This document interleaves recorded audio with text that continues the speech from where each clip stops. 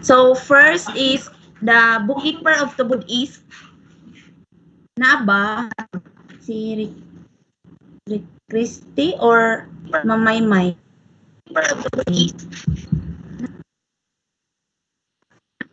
Christy or Mamay?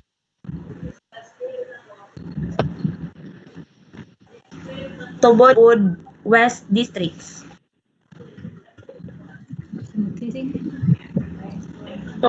Next is the bookkeeper of Magsaysay. Sir John Ray, complete ang imuhang school heads. Naabad diri tanan. Ang Complete Magsaysay. Complete Magsaysay. So, wala pa. Baroy South Hello. and Baroy North. Complete. Please chat na lang kung South and Baroy North. Complete mo.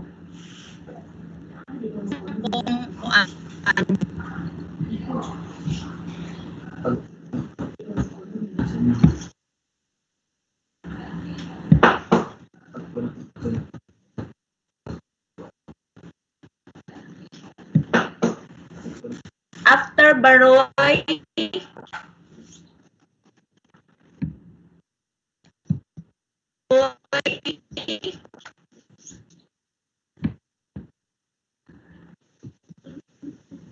next is Kabatagan Central. Wave na lang pod kung Kabatagan Central na amo mga school heads. Thank you. Kapatagan Central, Kapatagan East, and Kapatagan West. Thank you. Kapatagan Central, wave. Kapatagan West, raise your hand.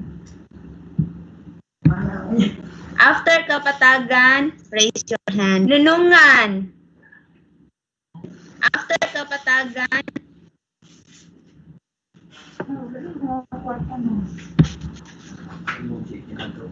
after Nunungan, Salvador, Sir Pajiji. After Nunungan, Salvador, Sir, complete mo, sir.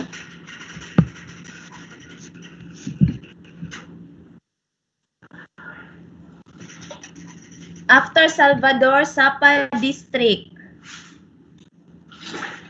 After wave. Thank you.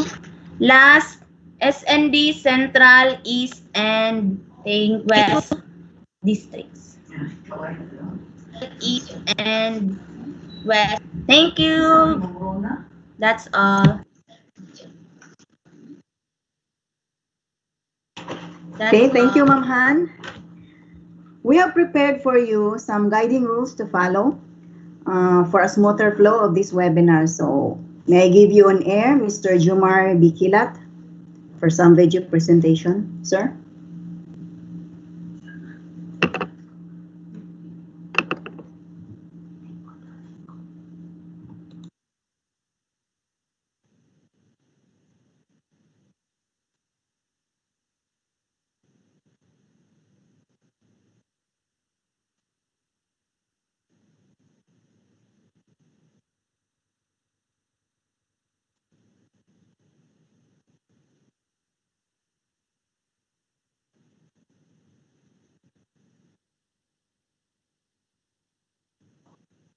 Alam na ko na ba si Sir Eddie? Ikaw lang na ba si Sir Eddie, ma'am? Alam na ko. Wala pa daw. Wala pa daw siya. Wala pa daw. Wala pa daw.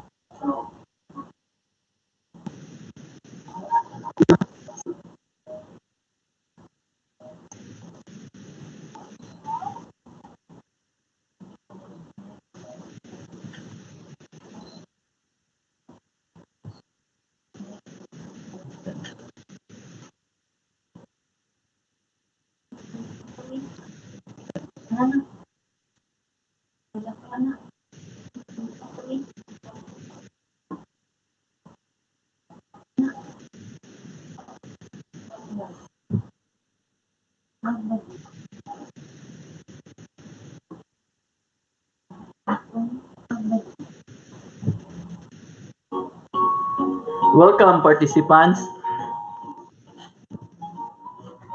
This is going to be an amazing webinar.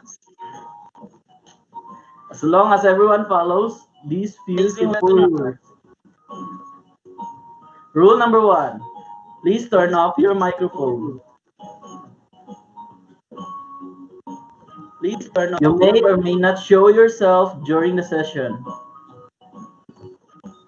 Rule number 2, questions and clarifications will be entertained after the talk. You may turn on your microphone or you may use the chat box. To be recognized, click the wave button. You may turn on your microphone or... Rule number 3, treat everyone how you would like to be treated. Rule number 4, have fun and always keep an open mind. Expectations, check. This does not include 100% hands-on activity due to time constraints and or to the participants' access to laptop or desktop. Because this is going to be an awesome webinar, enjoy. Because this is going to be an awesome... Bye.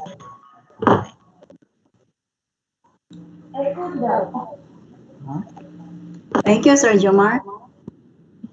And at this moment, to give a message is our Education Superintendent, Sir Alberto L. of Tiganya. Sir, do you have a message for our second batch of participants?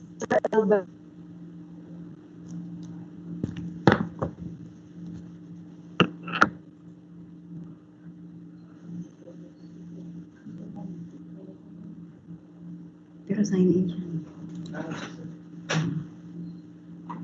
Okay na. Sige.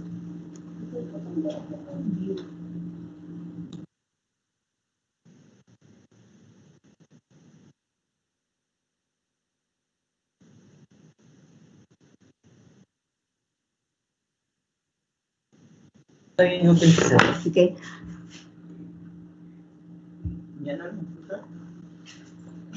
So let's move on first to another speaker.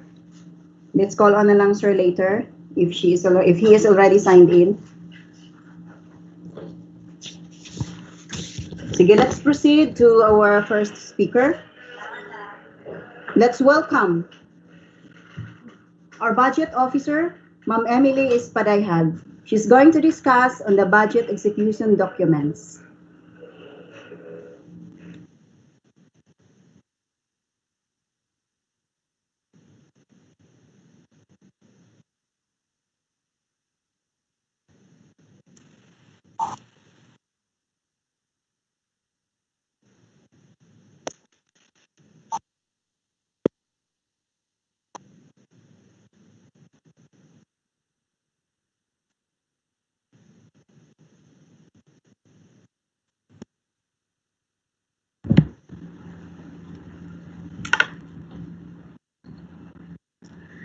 Hello, good afternoon, everyone. Good afternoon, school heads. Good afternoon, SDS, and to the facilitators of this orientation.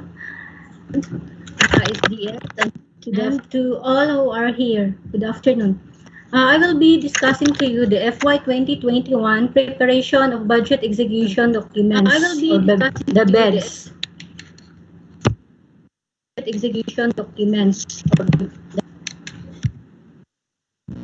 The budget execution documents FY 2021 is composed of following budget for reports, namely budget execution number 1, which is the financial plan, which is prepared by the budget officer. But bed number 2, fiscal plan, which is prepared by the planning officer. Bed number 3, monthly disbursement program, which is prepared by the accountant. And lastly, bed number 4, which is the annual procurement plan for common use supplies and equipment, which is prepared by our supply officer. So the 3 beds, bed 1, 2, and 3, cannot be accomplished without preparing the school operating budget for the school and the work and financial plan. Preparing the school operating. And in the bed number 4, which is the annual procurement plan, it cannot be accomplished without the preparation first of the project procurement management plan. So these are the bets that we need to accomplish for 2021. So the legal basis in the preparation of the said documents is the DBM National Budget Circular number 555 dated October 28, 2014. Circular number 555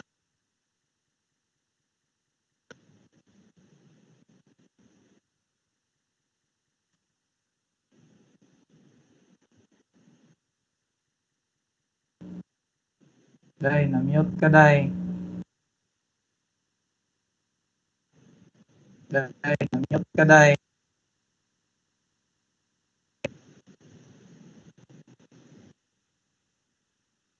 Day, ang iko po mo diha, Day. Dito kayo masutan. Iko po mo diha, Day.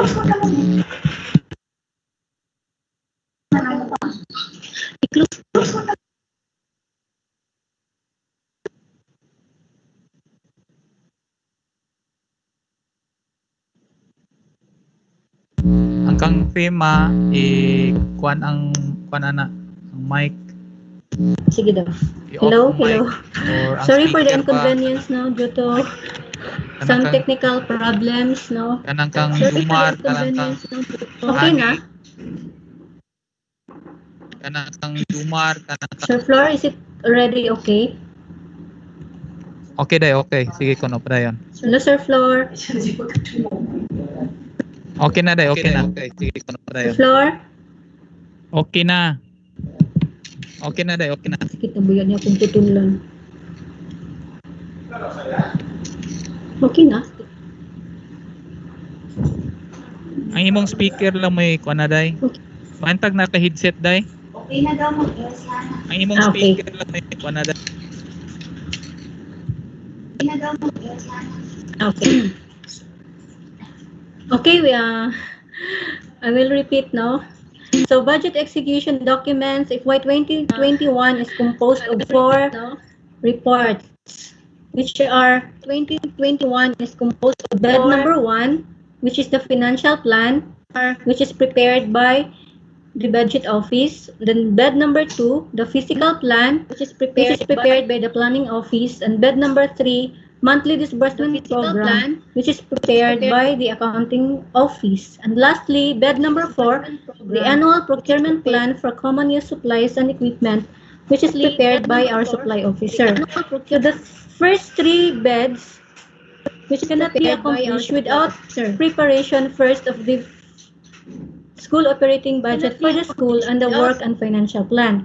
And for the bed number 4, which is the APP, it cannot be accomplished without preparing first the project procurement management plan. So these are the beds that we need to accomplish for 2021. So the legal basis in accomplishing the required reports is from the Department of Budget and Management, DBM, National Budget Circular number 555 dated October 28, 2014. Wherein the agencies is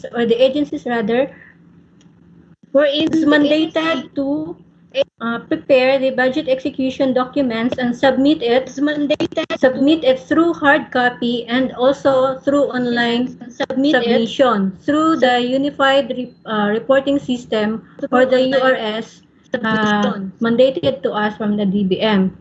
So the deadline for the submission of the said reports is for the regional office will be on November 10, 2020, and for DBM, November 15, 2020. That is the encoding of the 2020 reports to the Unified Reporting System of the DBM.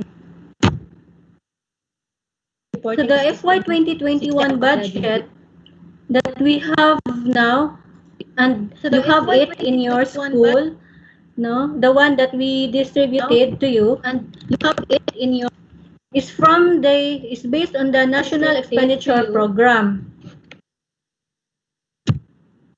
On the National Expenditure Program.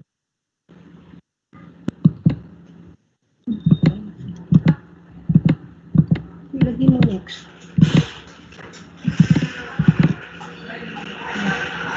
So this is the per capita MOA computation that we have when we were computing your MOA for 2021.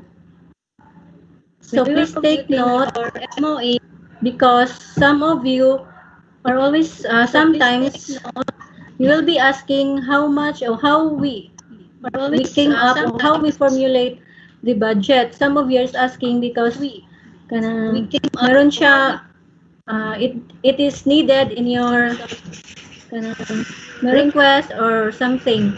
So for elementary school or per capita for the fixed cost for elementary school is 117,600 and for the enrollment cost is 300 pesos.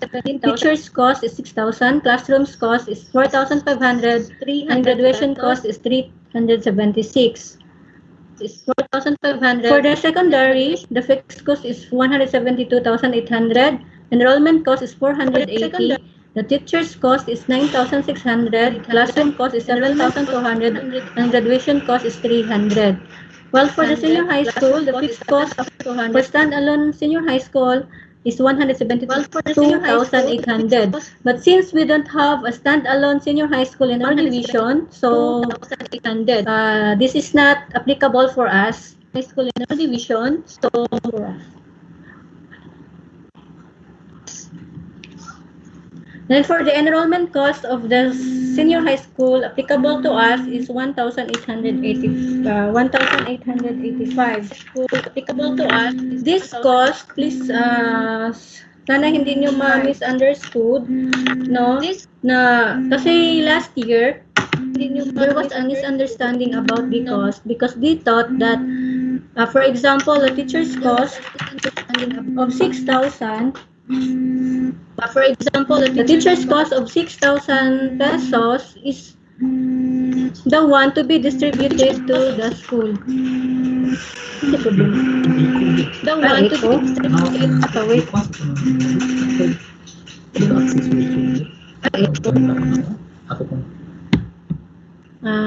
Sorry ha for a while. Sorry ha for a while. Basin dito sa ila. Wala. Basin sa ila ka nag video mo to sila. Video mo to sila.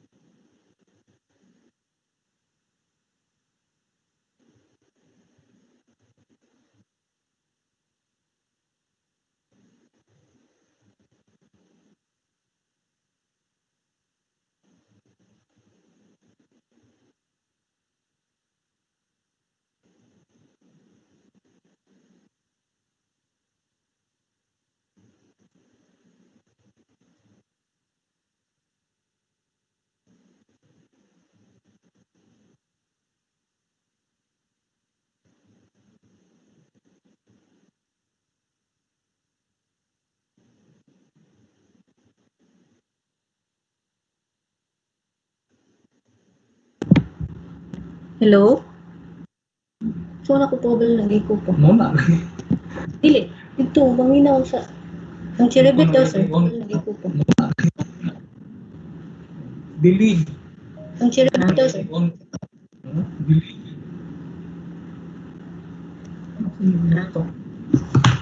Ito ba niyo?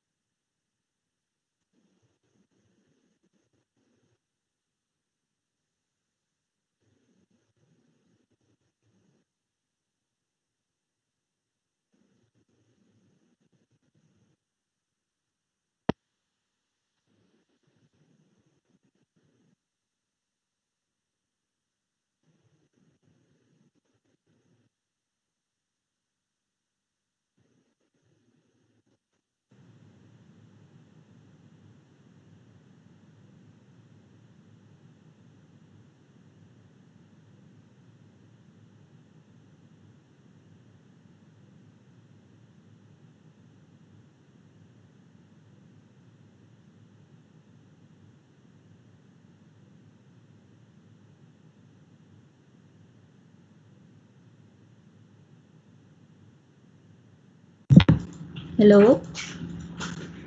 Hello, Eko sa Japon?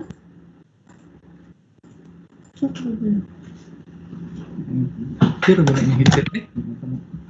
Eko ko nang Muna yung problema di. Sa dungog sa imong gisulti.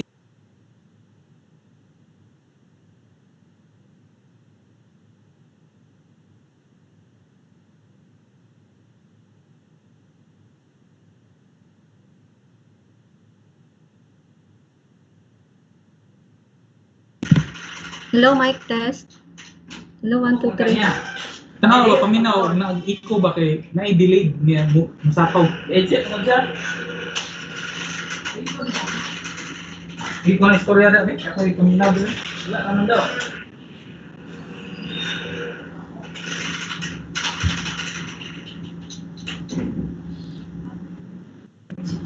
Hello? Hello, 1, 2, 3, mic test. Hello, Okay na 1, day, 2, okay na day. Hello day, okay na day, okay na. Sige, sige. Padayon na day, padayon. Sige, thank you.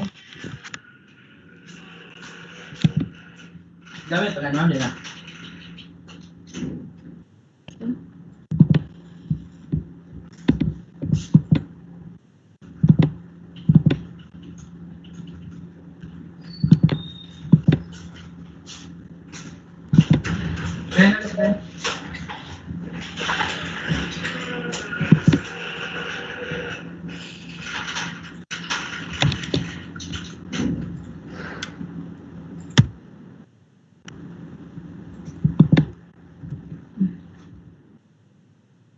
By the way, please take note of the parameter cost in formulating your budget.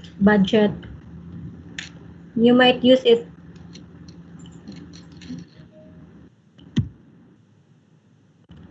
So our school MOE 2021 versus 2020 GAA. So this is the total MOE per PPA. So for the elementary, we have for 2021 is 111,721,000, while our current budget is 119,699,000. So there is an increase of 7,978,000, which is 6.67% of 2020's budget. For junior high school,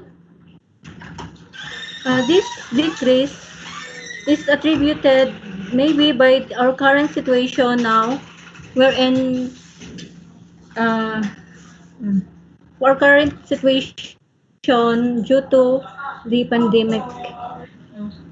For juniors high school, from 54,550,000, no, 2021 budget is 54,550,000, while the 2020 budget is 34,672,000. So there is an increase of 19,878,000, which is 57.33 of the current budget 2020. So maybe you are wondering why the elementary has a negative decrease in budget, while the secondary has budget is increased. This budget is a total budget, but if you are going to compare between the budget from the current budget to the 2021 budget of each school, so there you can notice that the budget also for junior high school is decreasing. So the one that attributes the increase in the junior high school budget is the budget of the newly opened school. No, there were 29 newly opened schools who have already their budget for 2021, the integrated schools. And then for senior high school, there is also an increase in the budget, since some of the integrated schools, they have senior high schools, they also have the budget for that.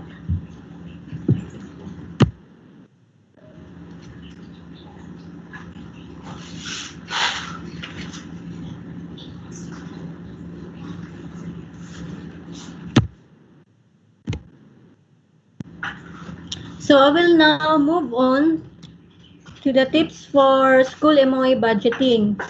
How to make a perfect bed. Bed, hindi yung bed na tulugan. Bed means budget execution documents. And then, imagine a world without a bed. Kahit sa tulugan nga, hirap na hirap tayo pag wala tayong bed. So sa financial din natin, it's really a big problem if we cannot accomplish the bed. It is because the budget execution documents, namely the 4 documents which I mentioned earlier, is needed in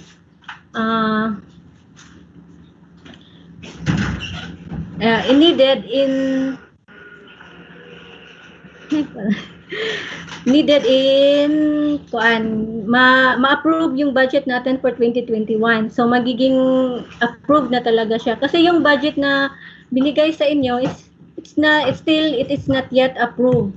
So ma-approve lang siya pag makagawa na tayo ng mga documents na mini-mention ko kanina. So kaya talagang mahirap pag hindi natin ma-accomplish yun in time, no? Kasi hindi lang MOE ng school ang masuffer, pati na yung salaries and wages ng empleyado ng ating division. So this is the first tip, no? First thing to do, revisit the enhanced school improvement plan. So bakit natin i-revisit yung enhanced school improvement plan? Dapat natin alam kung ano yung mga nakaplano na mga programs na andon sa ESIP natin. Saka, is it feasible to implement next year? So dapat natin yun ma-revisit. And then, we need also to revisit our learning continuity plan. So, when we talk of learning continuity plan, it's not only modular. It's not only printing of modules. We need also to revisit what are the other modalities that the learners have chosen. For example, ano ba yung mga modalities? Yung radio-based instruction, television-based instruction, ilan yung nag-online learning, ilan yung ano pa bang iba? na modular. So for example, sa television base or sa radio base or sa television base. So pwede siguro halimbawa, how many students na nagpumili doon? So ano ba yung kinakailangan nila? Do they need to have USB or any other? So it's not only for printing. Dapat din natin ma-consider yung other modalities that the learners have chosen, no?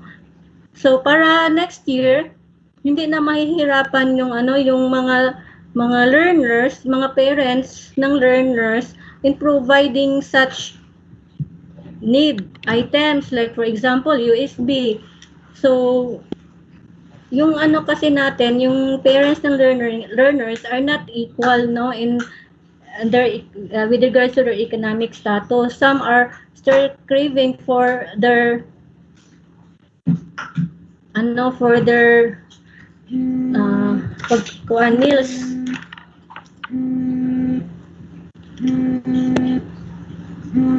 For their meals every day. So dapat din natin na maasalang-alang yun. And then secondly is you must review the current year 2020 budget implementation by line item or by object of expenditures. So bakit natin kailangan siyang i-revisit? Kasi yung current natin na budget implementation, doon natin makikita kung magkano yung annual requirement ng certain items. Like for example, electricity. So doon sa 2020 implementation ng budget, doon natin makikita magkano kaya yung iba-budget natin for electricity for next year. So the historical data is taken from the current implementation of the budget. Next is identify the programs, activities, and projects of the school for 2021 implementation. So dapat natin alamin or identify what are the programs and activities, projects of the 2021 for the 2021 implementation. So naka jot down na yun. Ano ba yung mga posibleng programa na pwede nating i-implement 2021, which is also in line with the Enhanced School Improvement Plan. No, so hindi kayo ng programs kung hindi siya makikita doon sa inyong Enhanced School Improvement Plan. Lastly, identify the needed items for every PAP implementation. So if you have already the programs, after that, you need to identify what are the items that should be needed to implement the program. So yung details na niya, halimbawa, reading program. So what are the items to implement those reading program? For example, bond paper or ink. So naka-identify na siya lahat para pwede natin siyang ma-consider for budgeting. So second thing to do is allocation of budget by prioritization. So dapat naka-prioritize yung yung pag-allocate ng budget. It is because the budget that we have is limited, no? So hindi siya unlimited na whatever you want, no, to satisfy all the wants, pwede siya paglaanan ng budget. So it's not like that. So we need to have prioritization of the items also. So first thing that we is yung GAD. Kasi yung GAD, which is 5% of the budget, is mandatory for us to implement, no? So mayroon talaga siyang law na kailangan tayong mag-implement ng GAD, no, for our 5% of the budget. Otherwise, the COA is ready to have their AOM if we want. Actually, yung COA, palagi man yung AOM, yung GAD, kasi we cannot actually meet the 5% of the overall budget, because what is stipulated in the law is that kailangan siya 5% talaga sa overall budget, which is included na yung sa personal services. So, ang laki ng budget natin. So, syempre, siguro mas malaki pa sa MOE natin if we have to go into 5% of the total budget talaga. Pero sa school, since sa MOE nyo, talagang strictly 5% yung GAD. And then second natin i-priority is the mandatory expenses like the utilities, which is, for example, water and electricity. So, di ba, sa first thing natin na ginawa kanina sa previous slide is that you need to revisit your 2020 implementation of the budget. So, from there, no, makikita nyo yung historical implementation, historical data ng mga utilities na kinakailangan natin as of how much, for example, water per annum that you need to allocate for 2021, how much electricity. And then, internet. So, internet is one of the priority for 2021 also, in line with adapting the new normal. No? Security services, since mandatory siya, fidelity band. So, yung fidelity band, it's very important also. So, hindi siya dapat kaligtaan na i-priority siya kasi every year talaga, you need to renew your band. And then, reminders sa mga principals and for all accountable officers, like disbursing officer also, that you need to have yung yung date ng renewal, dapat talaga siya, naka-set talaga sa mind natin na sa date na yan, need nyo na i-renew yung fidelity band nyo. Kasi sa nakikita namin, sa nangyayari this year, na some of the remarks or the reasons why the SLM was not implemented soon as possible, it is because of the fidelity band renewal. So, yan, lesson na yan sa atin mga principals, sa atin mga disbursing officers, or any accountable officers, na before the due date, at least 1 month before the due date, dapat na kayo ng mga papers nyo for the renewal of the fidelity band. Para hindi siya maputol, para hindi siya magiging new registration. Renewal na lang siya. Kukunti na lang yung mga papel na kakailangan ninyo.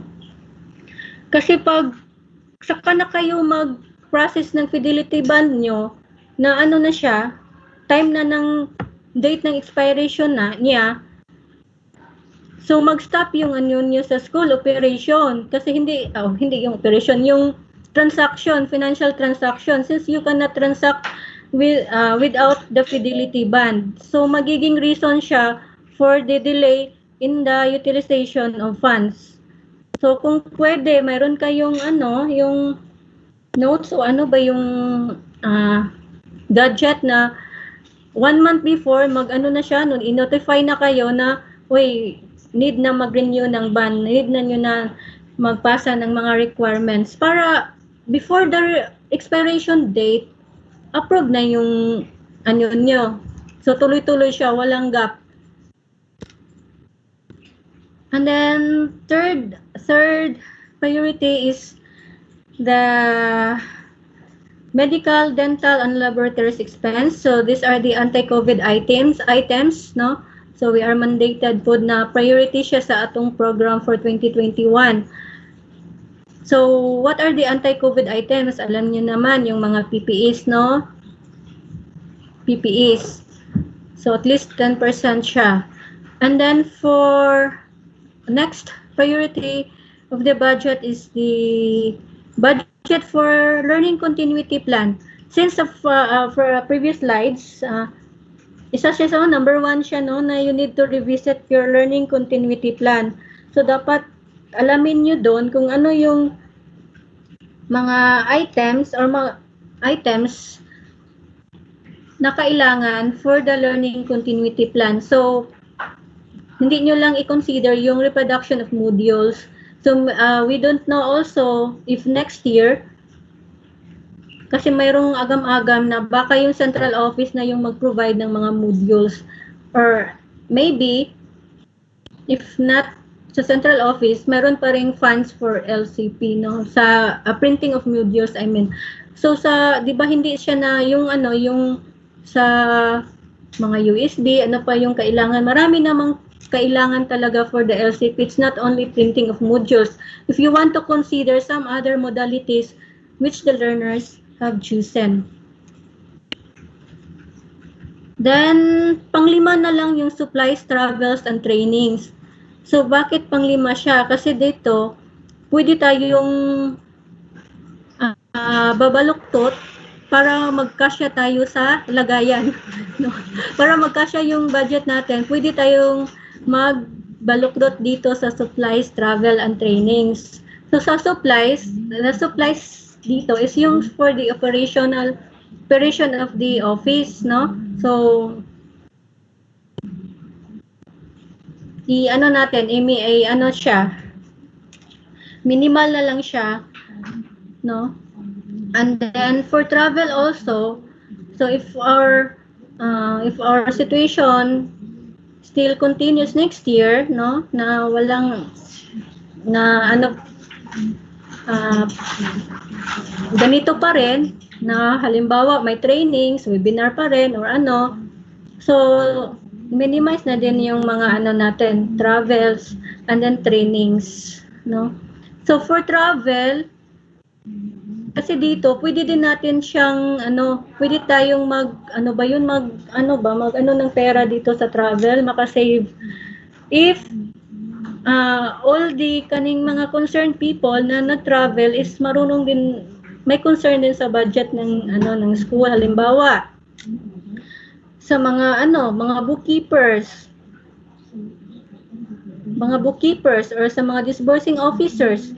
So kailangan nilang mag-set ng ng deadline siguro in submission sa kanila ng mga schools na halimbawa third week of the month, para sabay-sabay nila masubmit sa division yung mga liquidation. Hindi sila pupunta sa division na isa lang yung isubmit nila or dalawang school. So kung pwede, masabay siya para to cut the cost of travel.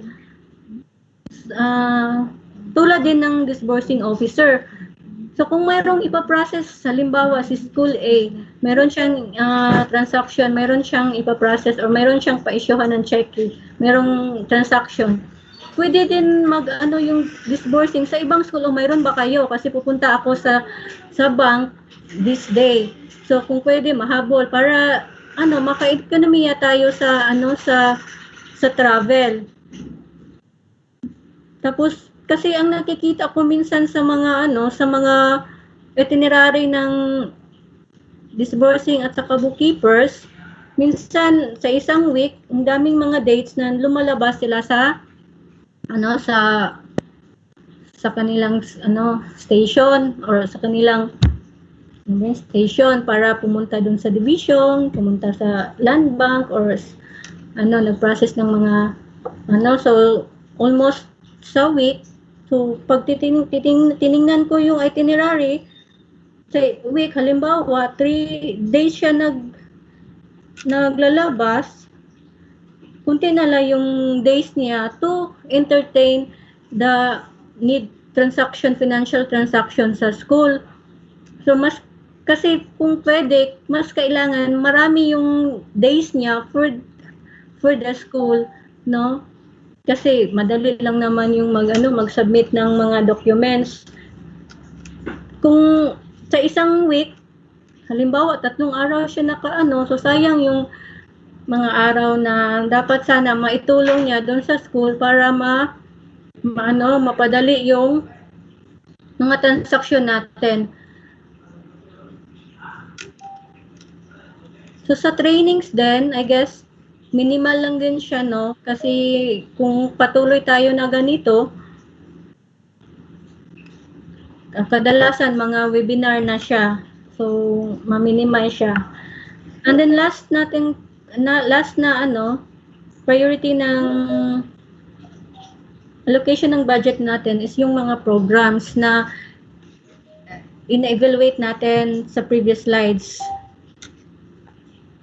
So, sa sa budgeting natin for 2021, we strongly discourage the minor repairs of the school. So, minor repairs, halimbawa, si principal, nagpapinta ng ng school, nagpa-beautify, o kung pwede, i-discourage muna natin. So, hindi muna tayo mag-budget ng minor repairs for next year, no? If ever, maybe, what if, ma'am, yung roof namin needs repair because sira na siya. But hindi pa naman siya nangyayari ngayon.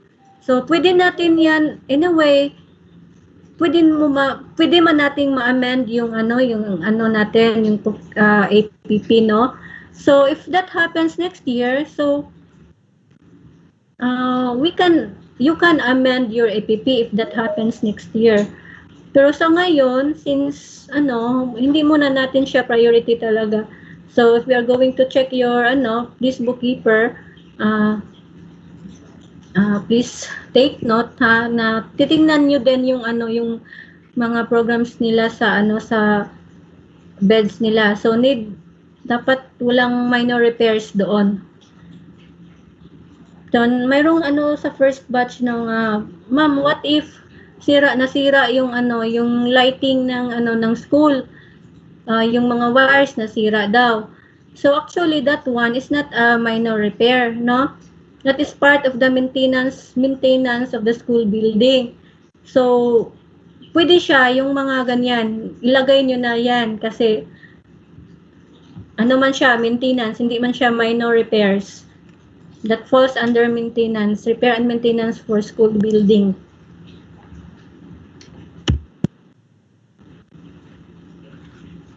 Next thing to do is be transparent, no? Kasi pag hindi tayo transparent, kasi kahit wala tayong ginagawa, mayroong mga taong binibigyan ng meaning yung dapat sana walang meaning. So kung transparent ka, walang magdududa sa iyo kasi alam nila kung saan gagastahin yung pera, alam nila kung tapos yun, consult the school's internal and external staff holders. So sino ba yung mga internal? Sila yung mga teachers at saka ibang empleyado ng school. So before tayo gagawa ng mga forms na kinakailangan, so need muna natin silang i-consult, no? Ano ba yung kinakailangan nyo? Para din yung mga needs nila sa school is ma-address din. Tapos niyo siya, i-lay down na ganito yung natin, yung mga priority. So, this is a sample illustration, no? Halimbawa, sa FY 2021 budget, ganito yung budget natin. Ito yung mga priority natin. Now, first is God, water, electricity, internet, security, fidelity bond, COVID-related items, learning continuity plan, office supplies, travel, and training. So, panghuli talaga yung travel. So, pag total niyan, minus sa budget natin, pag mayroon siyang balance, if the balance here is negative, so kailangan natin i-adjust. Saan ba tayo pwedeng mag-adjust? So, i-adjust natin yung supplies, travels, and trainings. No? Kasi doon lang tayo pwede mag-adjust. Pwede tayo kasi, for the sake of our learners, pwede tayong mag-adjust. So, halimbawa sa travel, huwag naman yung bongga-bonggang claim. Kasi mas priority kasi yung mga yung mga items na nasa taas. So So pag wala na talaga tayong, since nag-negative na tayo, so wala na talaga tayong may budget for some other programs. Halimbawa dito yung mga smalls na mga maliit lang yung budget. So talagang, so you can share it or you can show it sa mga teachers nyo na ganito lang yung budget natin. So we really need to, para din sila maka-understand na oh ganito pala yung sitwasyon. Para hindi kayo pagdudahan. Kasi daming mga mga issues na nakarating dito sa office, no? So mas mabuti na transparent tayo, mga principal, tulad nga namin dito sa division, we actually hindi namin tinatago yung budget nyo, binigay namin sa inyo. In-official pa namin, mayroong letter, in letter form pa siya para kayo, hindi wala kayong masabi na oh, baka tinago, ginamit namin yung pera nyo. So, sana at sa school, ganun din. No? So, dapat lahat ng walang, kahit janitor pa yan, or ano siya, dapat alam niya yung budget ng school nyo. Para, ganun. So, if the balance is positive, meaning mayroon pa kayong natitirang pera, so the balance will be allocated for the priority programs that fits the remaining balance. So, sa kanyo na, yung mga programa na naisipan nyo na i-implement next year, so sa kanyo siya So since ang dami nating programa, no, we have plenty of programs, but our budget is limited. So kung hindi talaga kaya ng budget, hindi naman natin yan ma-force, no? Kasi sa totoo lang talaga, yung budget ng school, maliit lang siya talaga. So if you have 5 budget and then only 3 budget is yung kaya ng balansin natin is only 3 budget, so you can program the 3 budget, 3 programs, I mean.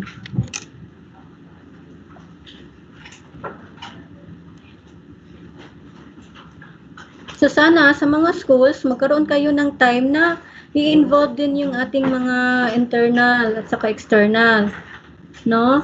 Kasi para walang mga blah blah blah. Kasi mahirap kasi dito kasi kahit ganon. So to avoid that, you should be transparent.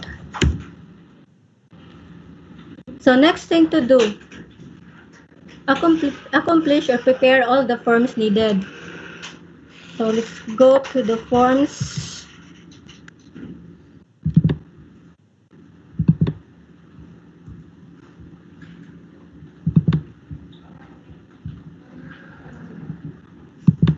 So madaliin natin to kasi we only 3:30 lang kasi tayo dito. Madaliin ko lang. 3:30. Kasi mayroong disinfection dito sa office.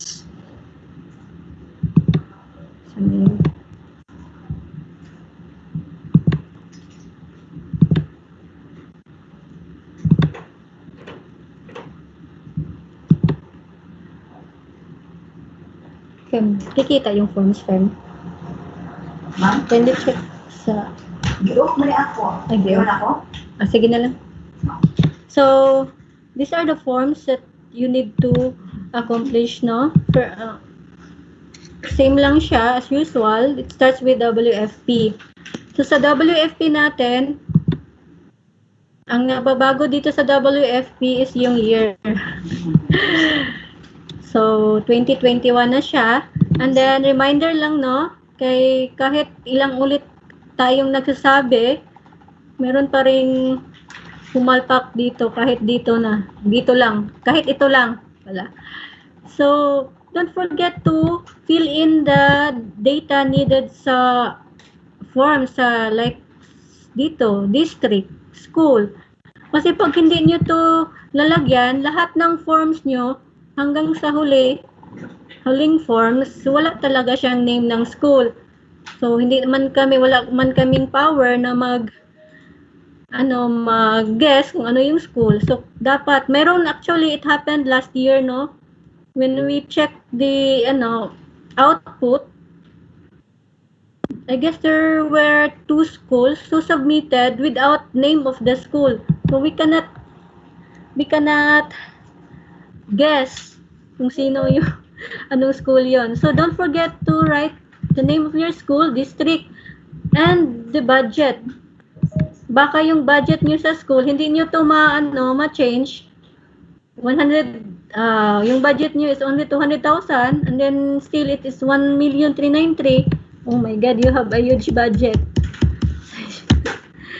So also the right upper portion of your form here, contact person, position, email, telephone number, address should be filled in, no? Dapat naka-filled in siya so that dito kasi yung yung sa APP natin, dito yung APP nyo, pag hindi kayo nag-fill in dito, wala ding information yung APP nyo, no? So, need talaga siyang mag-fill in dyan. So, same pa rin yung WFP natin. We have 6 parts, no? PAP. Hindi ko na lang siya banggitin ng maigi, no? So, di ba doon sa tips natin, it starts with the GAD, no? Priority natin yung GAD kasi mandated tayo ng GAD talaga ng 5%. By the way, yung GAD natin, you need to coordinate the GAD coordinator, no, sa division office. Kasi i-require din namin yan sa liquidation nyo. Yung GAD plan, no, para kung ano yung GAD na in-implement nyo sa school, it is in line with the GAD plan, no, sa division office.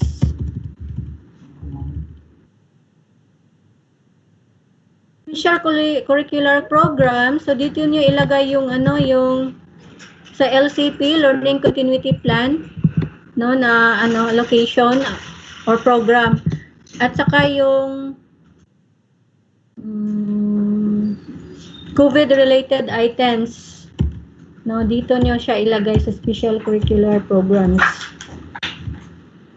So sa graduation, since new normal pa rin tayo, siguro ma-minimize na to. Maybe yung mga kailangan nyo is yung sa diploma na lang. Yung sa, ano ba yun, yung mga, kasi this year, some of the schools, binigyan pa rin nila ng medal yung mga honor roll. So, yan lang siguro yung dyan. So, part 6, yun pa rin. So, work on financial plan natin, mayroon tayong physical target at saka financial target, which is composed of, financial natin is composed of obligation and disbursement.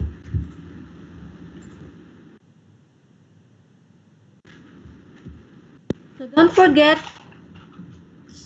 sa form sa WFP, meron pa ring mga needed data, no, dito sa ilalim. So, you need to accomplish then also, no, sa mga number of teachers, number of classrooms, etc. And then, meron pa rin dito sa right portion, bottom right portion, yung mga signatories na ng form. So, wag niyong kalimutan, ilagay yung pangalan ng principal. Baka magiging XX. No.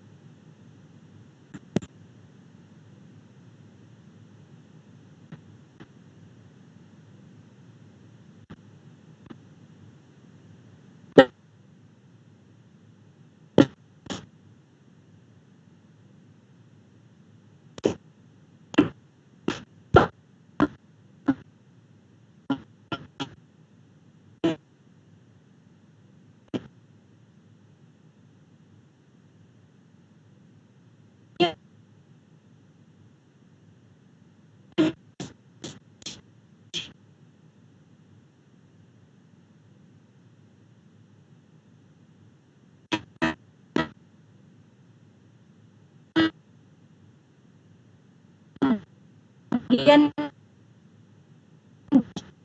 dyan, other outputs, na yung ano nyo, mga totals or your number ninyo dito, ano siya, number sign, naka-number sign yung iba. Meaning, hindi kasya yung numero na nailagay niyo sa column.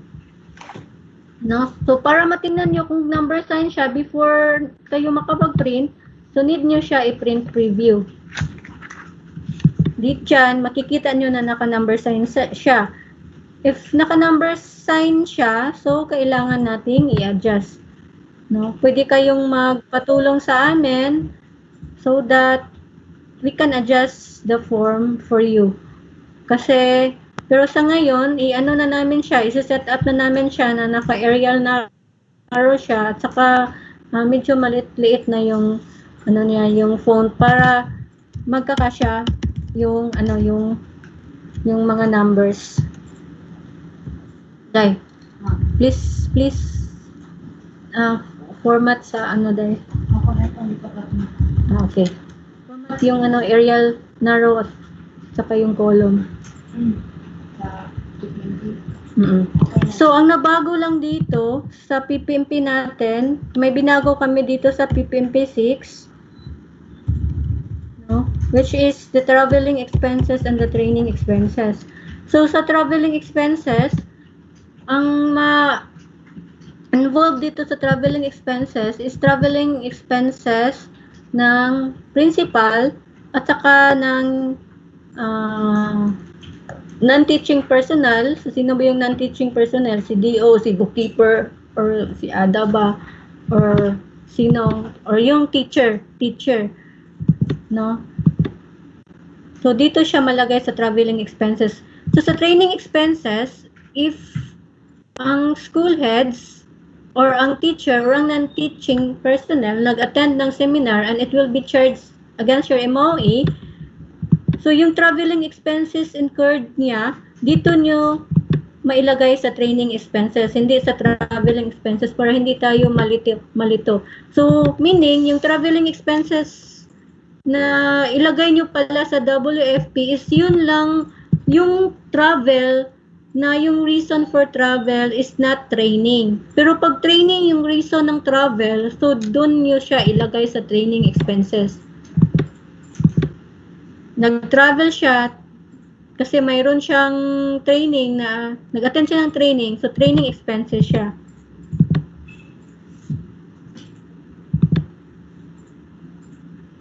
So, kanina, mayroong nagtatanong, Ma'am, how about if we will travel to Cagayan de Oro City sa DBM? So, saan ba siya dapat? Ano ba yung reason pagpunta niya sa DBM? Di man training. So, pag hindi man siya training, so dun siya sa traveling expenses mo fall. So, yan lang yung binago namin sa PPMP 6. No? So, after natin ma-accomplish yung PPMP, so, di ba yung next step is mag-accomplish na naman tayo ng APP. Okay, APP is a consolidation of all the PPMPs. So, yan sinabi ko kanina na hindi magawa yung APP pag walang PPMP. So, sa APP natin, this will be further discussed to us by our supply officer. So, ganito siya. Sa APP pala natin, bago na yung form niya. So, nag-adapt na tayo sa bagong form for 2021 na APP. So, nagbabago yung mga sub-part, no? Under each part, part 1, di ba yung APP part A natin is may dalawang part. Part 1 is available at procurement service stores. And part 2 is yung not available at procurement service. So, yung mga sub-parts niya is nababago din yung iba, nababago yung mga details, mga items under each sub-part. Pati yung yung prices ng APP is bago na din. So, Dito, merong mga merong mga needed information like itong mga to. So, yun yung sinabi ko kanina, nasa WFP pa lang, pag hindi kayo nag-fill in doon sa mga needed information doon sa taas ng form at saka doon sa baba, so dito, automatic magiging blank to. Kasi hindi nyo to hindi nyo to ano ba yun? Hindi nyo to ma-edit dito.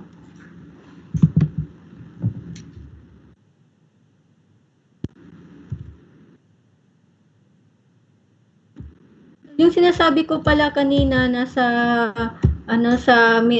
maintenance ng school building, like for example, the lightings, yung mga wires.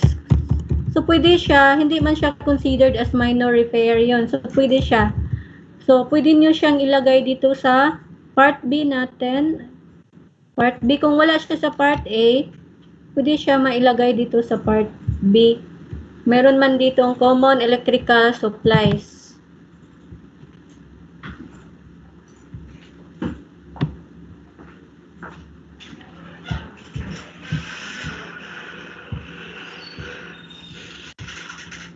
So, if you are done with the part A, bali yung sa pala, So, tips lang, Halimbawa, sa part 1, halimbawa, mayroon kayong reading program, tapos may mga items na kayo dito, mas mabuti siguro para hindi kayo magkakalito pag paggawa nyo ng APP, kasi pag i-accomplish nyo lahat muna to, saka nyo dito, parang nakakalito siya. So, mas maigi siguro nga, halimbawa, pag matapos nyo yung PPMP 1,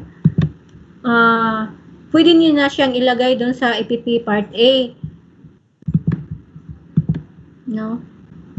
Meron man tayong ditong price catalog. So makikita nyo dito yung mga items ng So i-check nyo kung nasan siya, sa part A ba siya ng part 1 ba siya or sa part 2 ba siya ng APP Part A. So kung tapos na tayo sa APP Part A, doon na tayo sa APP Part B. So ito yung mga hindi na siya common supplies and equipment, Like for example, sa travel. So dito naka-inline na to sa ginawa natin sa in-explain ko kanina doon sa part 6, yung traveling expenses. Ang involved items dito is yung monthly travel ng school head. Naka-ano talaga siya, naka-separate para alam namin kung magkano ba talaga yung binabudget ng school doon sa school head travels. And then yung number 2 is the travel for non-teaching personnel and teachers. So dito yung yung sa mga travel ng mga bookkeepers at saka disbursing officers or teachers. So dito kayo, pag mag-allocate kayo, dito niyo ilagay sa number 2 siya. So ito palang mga travel na to is not travel in attending meeting, kasi iba din yun dito sa training. So yan yung nabago sa part B natin. And then yung training expenses also nabago din siya. So GAD in service training, registration, in attending trainings, and then seminars or trainings attended. So traveling in attending seminars, dito natin ilagay sa training expenses siya na full. So hindi na siya sa traveling expenses. Ang ma-full sa traveling expenses ay yun lang travel na hindi nag-involve ng mga trainings or orientations. Then meron din tayong nabago dito sa part C, supplies and materials and expenses. Before kasi sa old form natin, mayroon siyang mga semi-expendable expenses, So hindi na natin siya makikita dito kasi sa part A ng APP, mayroon ditong mga equipments na. So kung maglagay kayo diyan ng mga equipment, ano ba yung mga semi-expendable expenses? So yan yung mga expenses or items which is capital outlay in nature, but below 15,000. So, allowed tayo na bibili ng mga capital outlay in nature. Pero hindi lang siya mag-exceed ng 15,000. So, pwede siya, magiging sa may expendable siya. So, dito na siya ilagay niyo sa part A. So, wala na siya sa part B. Nakakaanto. And then, what else?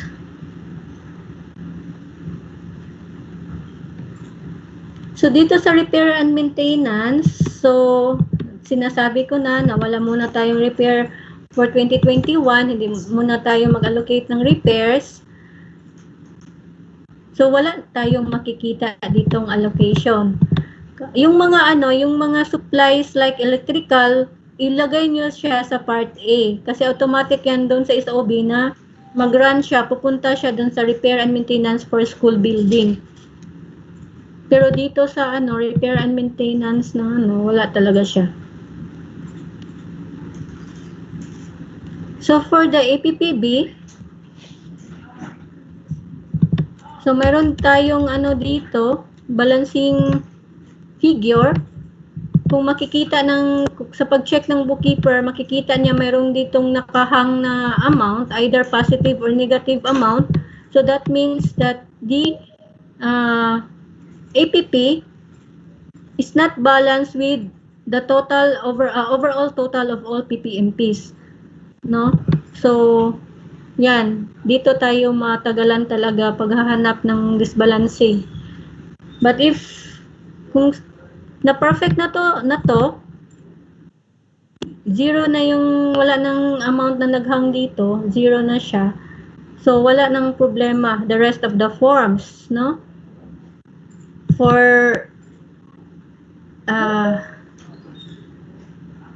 the realignment form, yung elementary, wala na siyang problema kasi every time mag-input dun sa matapos, ma-perfect talaga yung APP, from WFP to APP, ma-perfect siya, wala siyang mga disbalance. So, perfect na din considered perfect na din yung realignment form niya kasi automatic na siya mag-compute, no?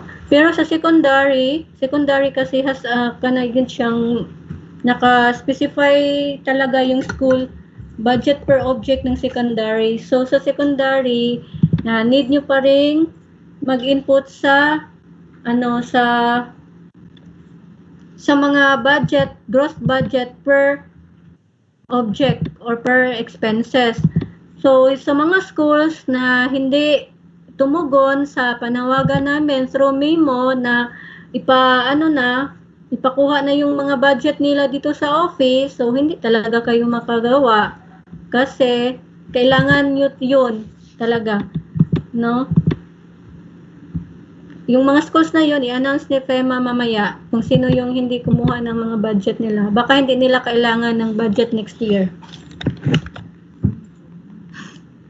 So, hindi kinuha. So, for 2020, for realignment form, walang problema yung elementary, yung sa secondary na lang, no? Yung kailangan mag-fill in sa For pag-fill in nyo dito sa gross amount, using the distributed budget to you, automatic naman siya mag-compute dito. Dito lang yung lang talaga, yung by object na gross amount. So, for the adjusted budget form, wala na kayong problema dyan. Basta perfect lahat yung APP, WFP to APP, automatic na siya mag-compute. Then, sa SOB nyo, wala na din kayong gagawin. Pati sa MDP, wala na kayong gagawin. I-perfect nyo lang talaga yung from WFP to APP. So, automatic na siya. So, that's end sa form natin na briefing. So, I will go back with my slides. So, 2:32 na. Saan ba yan?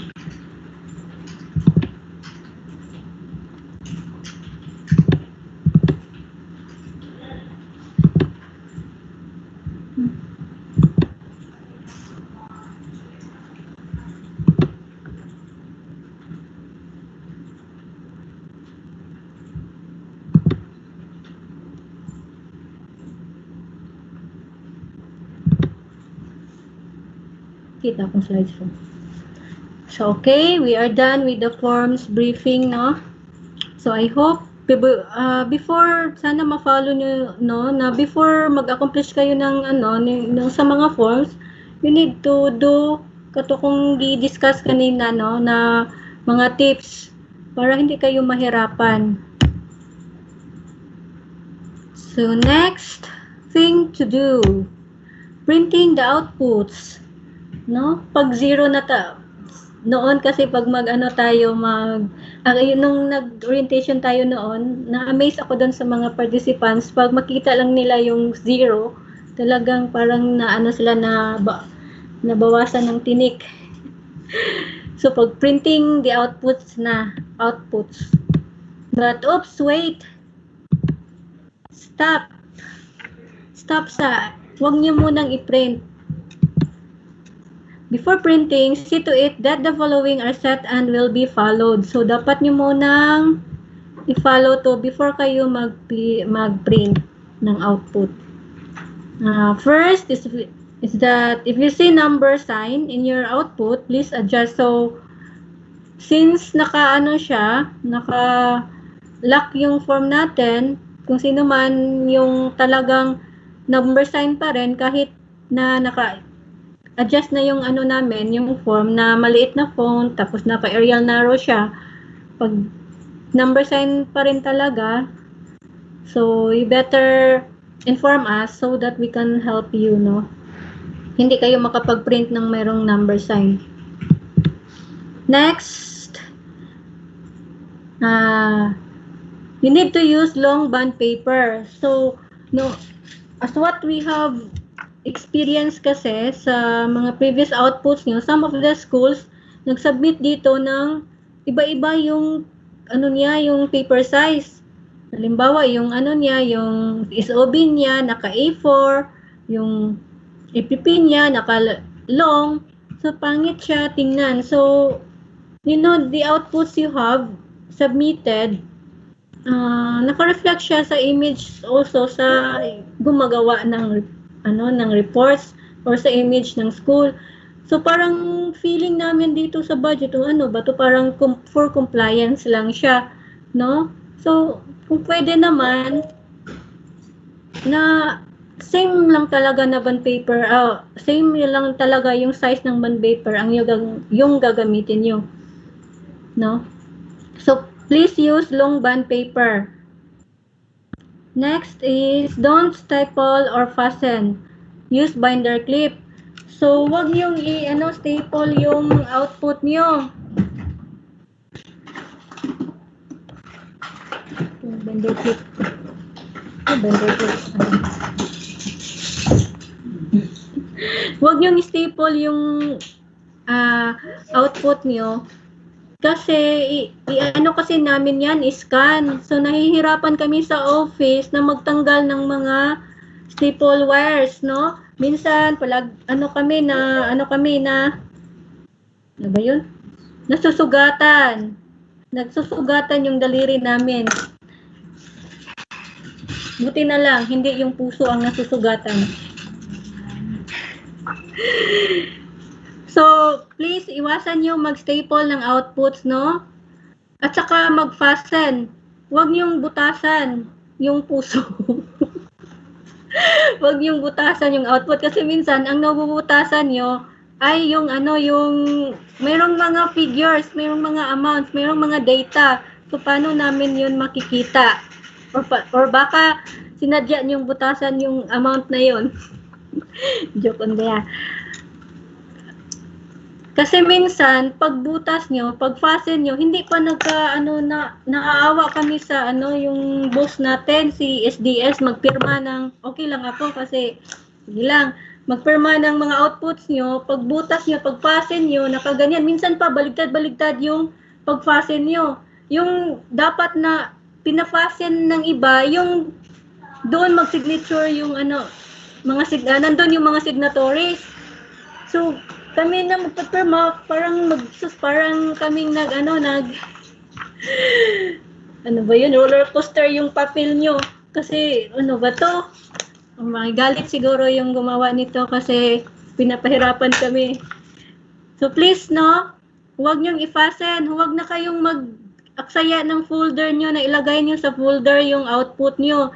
Lagyan niyo pa ng bond paper na may design na ang daming very colorful. So you are just wasting resources, no, sa mga colorful na mga cover. So wag niyo na lang lagyan. Basta i-ano niyo lang ano ba 'yan? I-bind nyo na lang using the binder clip, no? Ganyan yung mga outputs nyo. Wala nang staple, wala nang fastener. Yan yung box ng ano. Next thing is put sticker tabbing. So, para hindi talaga ma-miss yun nung perma ng ano, kasi dito sa amin, kami, matagalan kami, kasi lahat ng output nyo, nilalagyan namin ng tabbing para si SDS, matuntun niya kung saan siya piperma. So, ang iba, hindi nag-tabbing. Yung iba naman, mayroong tabbing, pero hindi siya sticker. Ang ginawa nila, nag-cut sila ng mga bond papers, tapos, ini-staple na naman nila dun sa mga signatory. So, ang dami na naming tatanggalin ng mga staple wires, no? Na lahat na signatory nilagyan ng ini-staple. So, please, avoid na kayo ng staple para mapadali din yung trabaho namin. Kasi imagine how many outputs that we are going to scan, no? How many pages yan? Ang kapal niyan. Tapos yung din namin, yung scanner namin, madali lang siyang nasisira. Kasi nasisira dahil dun sa mga staple. Yung sticker tabbing, pwede na yung sa sticky note. Sticky note na ganito. Tapos ika-cut nyo. Tapos yun yung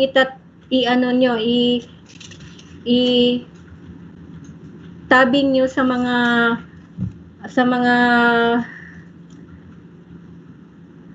may signatory na na page. Lastly is that bookkeeper must review and check the output and countersign below the supply officer's name. So, dito sa budget, hindi kami tatanggap ng output nyo pag wala talagang countersign ng bookkeeper. So, dapat na-check muna ng bookkeeper. So, para aware din siya kung ano yung mga pinagkalaanan ng bawat eskwelahan. Tapos, yung bookkeeper, please take note na take note sa mga balances nila. Tapos, take note din na baka mayroong school na naglagay ng allocation na umexceed ng 15,000 per item. So, kasi pag 15,000 considered as above is considered as capital outlay na siya. So, pag hindi nyo ma-follow yung mga natin, condition, no, sa mga outputs nyo, either one of the conditions, so hindi nyo na-follow, X siya, sorry, we will return it, no, sa inyo, yung mga outputs nyo. So, siya, time consuming, babalik na naman sa inyo. So, please follow na lang, no? And then, if it is, all na sinasabi ko is na-follow, so, we are happy to accept it.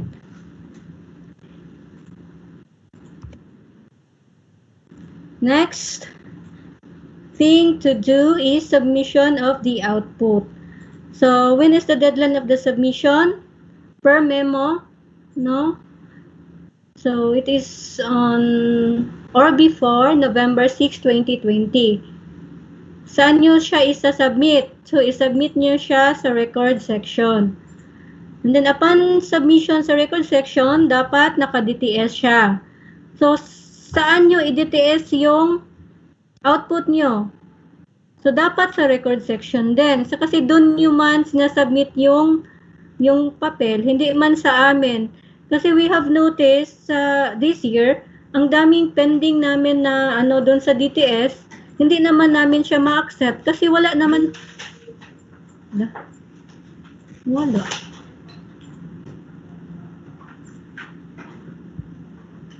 Wala siya. Pinaato akong presentation ganiha. Nawala. Ganiha ba? Naa. Kana. Karon lang. Saan dali na? Itong mga kuwan kasi na. Okay. So there is a fluctuation of the signal, no? Sana tayo. So reminder, no? So upon submission of the outputs at the record section on November 6, 2020, dapat naka-DTS siya to the record section. Hindi sa budget. Kasi hindi na kasi namin ma-accept yung mga DTS nyo sa amin kasi wala man sa amin yung ano, hindi namin ma-check kasi wala naman sa amin, wala pa sa amin yung documents nyo. So kung saan nyo siya binigay, doon nyo i-DTS. So dapat naka-DTS siya sa record section. Tapos pag DTS nyo, please indicate the school. Saka kung ano siya, elementary, junior high school, or senior high school. Kasi pag hindi nyo siya alagyan dyan, pag tracing, pag tingin natin doon sa ano sa particular sa DTS. Pag tingin natin doon, hindi natin ma-identify kung anong school siya. Mayroon mang school pero hindi natin ma-identify ano ba siya. Junior high school, senior high school ba siya na bed. So dapat siya talaga lagyan yung school tapos bed. Tapos type na nila dito bed. Others. Pipiliin nyo yung others doon sa pagpipilian sa drop-down list. And then, choose others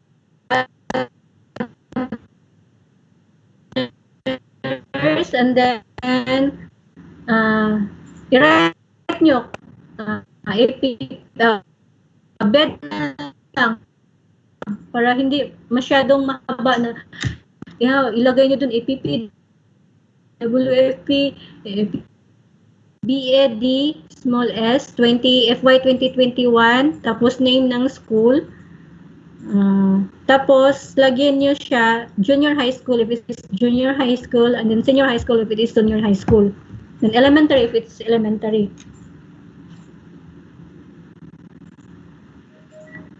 Kasi mayroon tayong mga IS, no? IS na yung pangalan niya, pero mayroong elementary, mayroong junior high school sa IS. So lagyan talaga siya ng kung ano siya, elementary, junior high school or senior high school. Then after that, so the one who submits the outputs at the record section, malaman niya kung ano yung transaction DTS number para din sa side nyo makapag-trace kayo sa kung saan na ba napunta yung nyo, yung document, saan ba siya natagalan. So makikita nyo doon sa DTS kung saan siya, yung flow ng yung flow ng documents nyo. Para hindi na kayo tanong sa amin, ma'am, wala pa ba yung namin? Ma'am, pag nyo, i-trace nyo lang sa DTS o saan na siya, ando na pala siya sa record section 4. Putol-putol ang. Isa?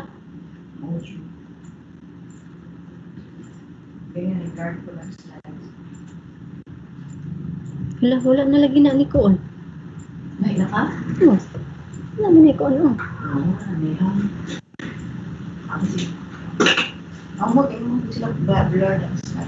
Hello. Okay pa ba? Baka lang ako dito, nagyaw-yaw, wala pala kayong nakita dyan or hindi nyo naintindihan dahil So, dapat kunin nyo yung DTS number para matrace nyo yung kung saan na yung transaction. So, we will make use of the DTS para din yung purpose niya talaga. Ano ba yung purpose ng DTS? Para matrace yung flow ng transaction. Next. Next. Ay, yung issues and concern. So, sa issues and concern, hindi ko na lang ito, parang hindi naman sa, dito, hindi sa, wala akong narinig sa District 2 or sa, sa batch 2, no? Na issues na regarding this one. Pero i-share ko na lang na, mayroong nakarating kasi sa amin na one of the district or district disbursing officer, hindi daw mag-i-issue ng check in the last week of the month. So, bakit naman hindi mag-i-issue ng check? Wala namang prohibition na sa issuance na check kung kailan mag-issue, no? So, kung mayroong talagang transaction sa last week of the month, bakit hindi siya issuehan ng disbursing officer? So, kailangan niyang issuehan yan para makahabol yung transaction na yun sa liquidation within a month. So, so mayroon man siyang positive effect kung issuehan niya, kung talagang may transaction sa last week. So, pwede niya siyang issuehan para baka mahabol yung liquidation niya, tapos yung utilization niya, utilization natin is tataas siya. Kasi na-liquidate niya yung amount na yun na dapat sana issuehan niya. So, mayroon daw disbursing officer. I hope hindi nag-practice na yung mga disbursing officer sa batch 2, no? Na hindi sila nagpa-practice na hindi sila mag-issue daw ng check sa last week sa month, no? Nagmamadali nga tayo tapos yun hindi issuehan. So parang siya. Then mayroon ding issue, parang wala naman to sa batch 2, no? Or I don't know really, na some of the bookkeepers daw at saka DO entertain the school financial transaction only once a week. So once a week lang daw yung bookkeeper or yung DO mag-entertain ng transaction sa schools. So problema tayo pag ganito yung nangyayari sa schools natin na once a week lang nag-entertain yung mga bookkeepers. Kasi dapat nating magmadali, no? Pag isa lang, once a week lang, daming eskwelahan, so problema siya, no? Siguro baka ang one of the reason bakit isa lang siya, baka palaging lumalabas yung DO or yung bookkeeper. Tapos one day lang yung nagstay siya dun sa sa station niya for the financial transaction. Sana naman hindi gano'n, no? So, i-reiterate ko yung yung deadlines, November 6, 2020 for the submission of beds to the division office, no? Submission of school. Wait. And then for November 9, 2020, submission. Sorry ha. Submission of katong consolidated MDP to the division office. So i-consolidate nila by district yung mga yung MDP lang na para hindi mahirapan talagang sila, parang talagang grassroots participatory budgeting yung mangyayari. Ma-pick up yung yung programs niyo talaga sa school.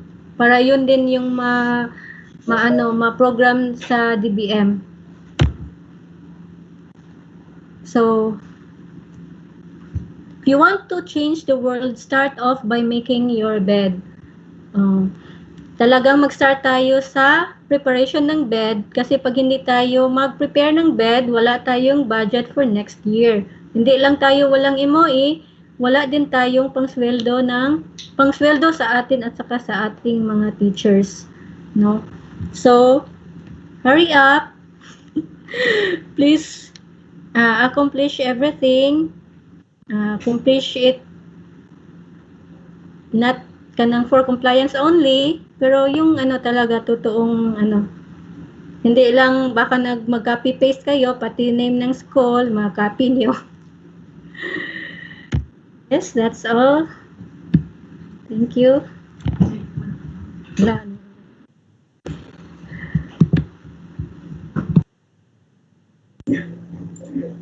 Okay. Thank you, Ma'am Inday. In just a while is our budget officer, Ma'am Emily is. Now, can I greet a pleasant afternoon to our schools division superintendent? Sir, are you in?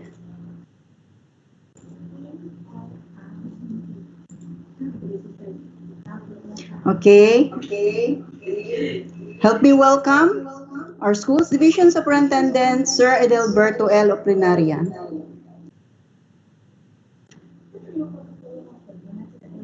Sa camera.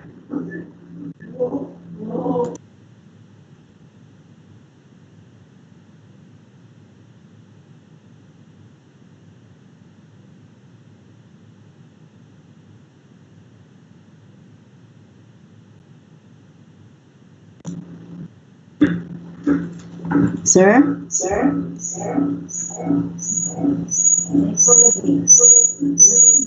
Nico, ma?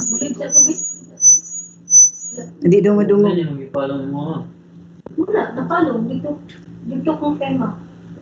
Sir Flor. Dili makadungog daw si Sir.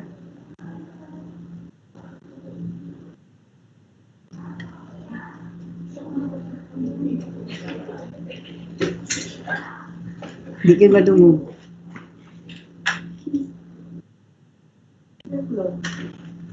Close na, no? Sir Flor, can we assist Sir Eddie?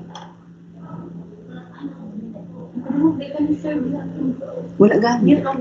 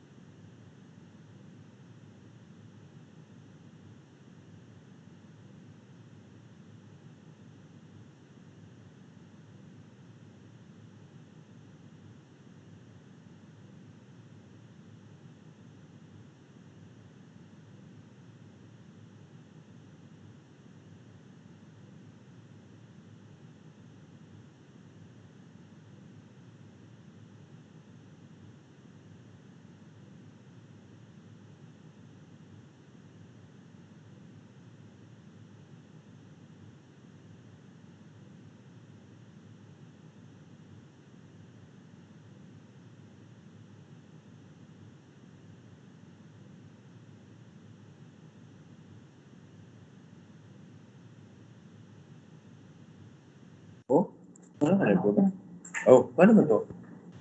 Kung ano rito, na-set lang. Nganin itabo na ko itong sabado. Nganin akong itabo itong sabado. Mute the record. Okay, good afternoon. Can I now have my PS?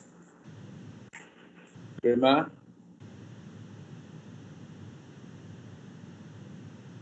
Hello, please inform me if it's now my time.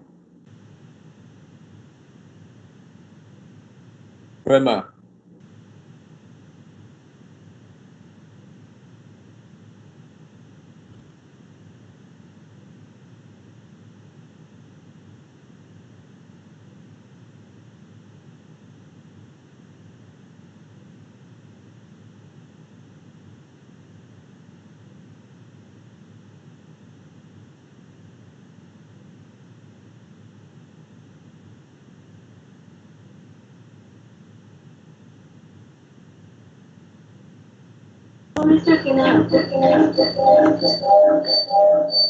Lamuay kong yun mo. Pag nasa, sa mo. Hindi ko makaistorya palungo. Ito na labas ka mo.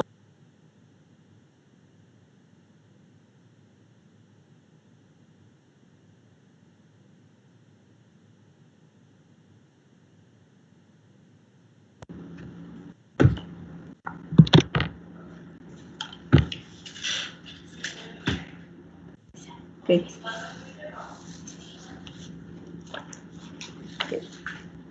Sorry, sir. Wala na mo na-pick up ka ganyan. Na-mute na mo ang audio, sir.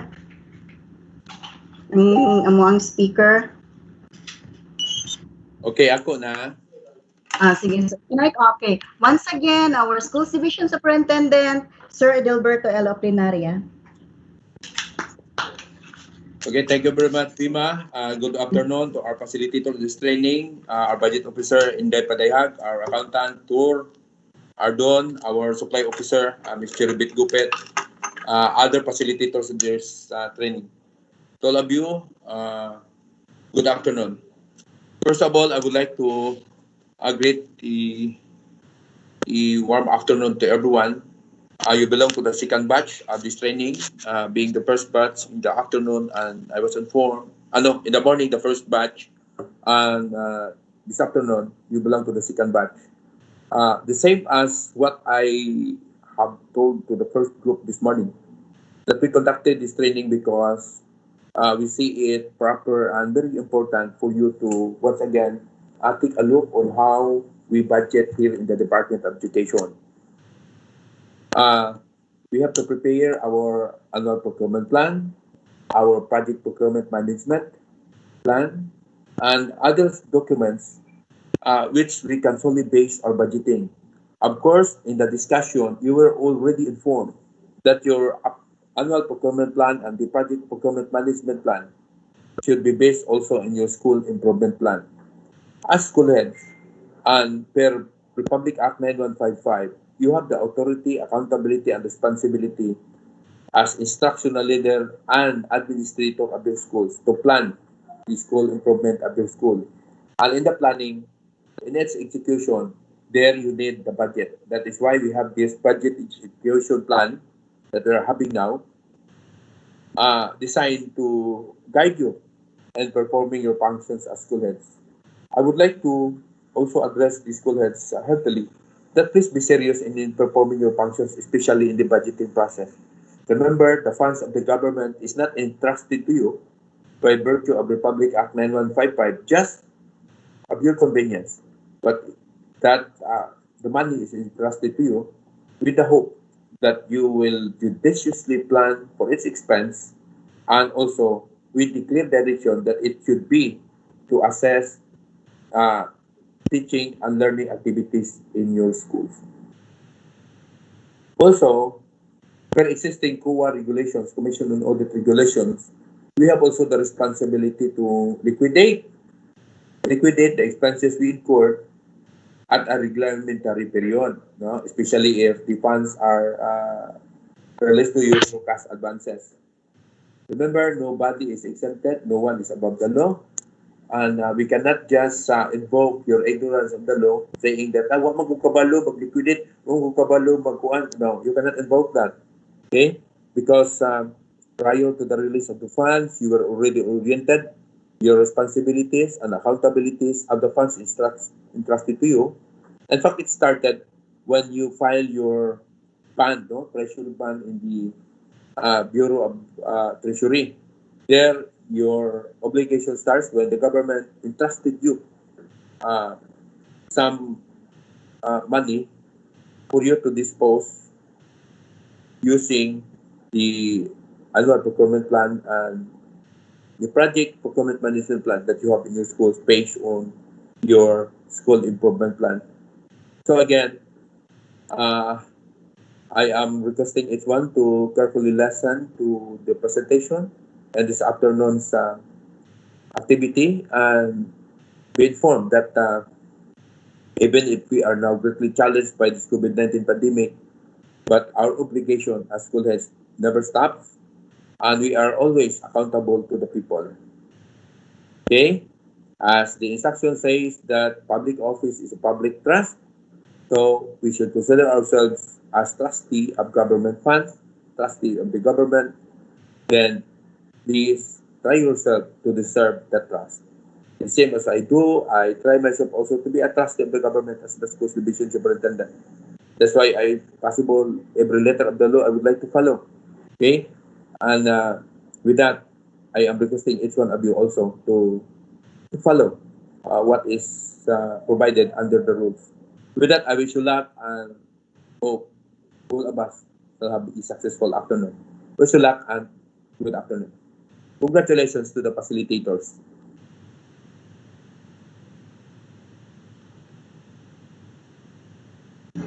Thank you, Sir Eddie. That was our ever-supportive Schools Division Superintendent. And moving on to our next speaker, let's welcome to discuss on the annual procurement plan, our supply officer, Ma'am Cherybeth Gupit. Ma'am Che, good afternoon. Okay, lagi ako. O sa'yo na. Ano, hindi na ako mo report ay. Go ahead, ma'am. Wait, sabi mo, kaya ako sang ikuha ng presentation. Ako na. Makita ang presentation. Ha, tanawa sa hindi. Yung sa rin ito.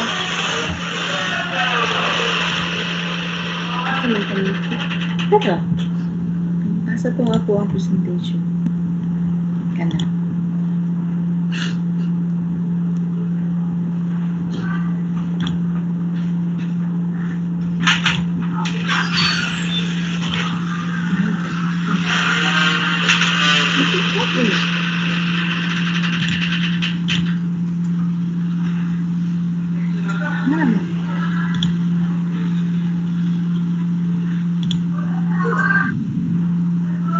I-check na ba ito nila kung makita? Ha?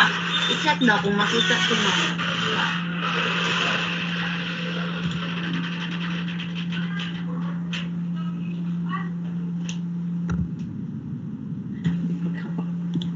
Wala makita ang presentation. Okay, sa bilabo lagi.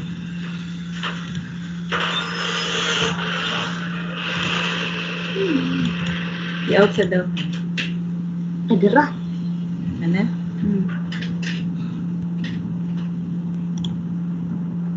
Okay, na Ma'am Che. Okay.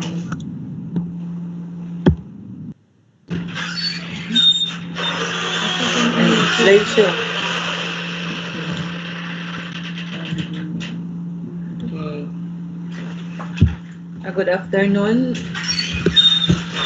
Good afternoon, everyone. My topic this afternoon is all about the annual procurement plan. Okay, let me start. What is an APP? In Section 424, Article 2, Volume 1 of Government Accounting and Auditing Manual, an annual procurement program or plan is a document that shows itemized quantity, description, and estimated cost of supplies, materials, equipment required for a fiscal year. So, na ganina, ang template, ipakita na ni Ma'am Inday, no? Well, na-explain na niya to og ayo. So, dili na nako to ibalik. Basta, remember, dumduman lang ninyo ang mga importante nga mga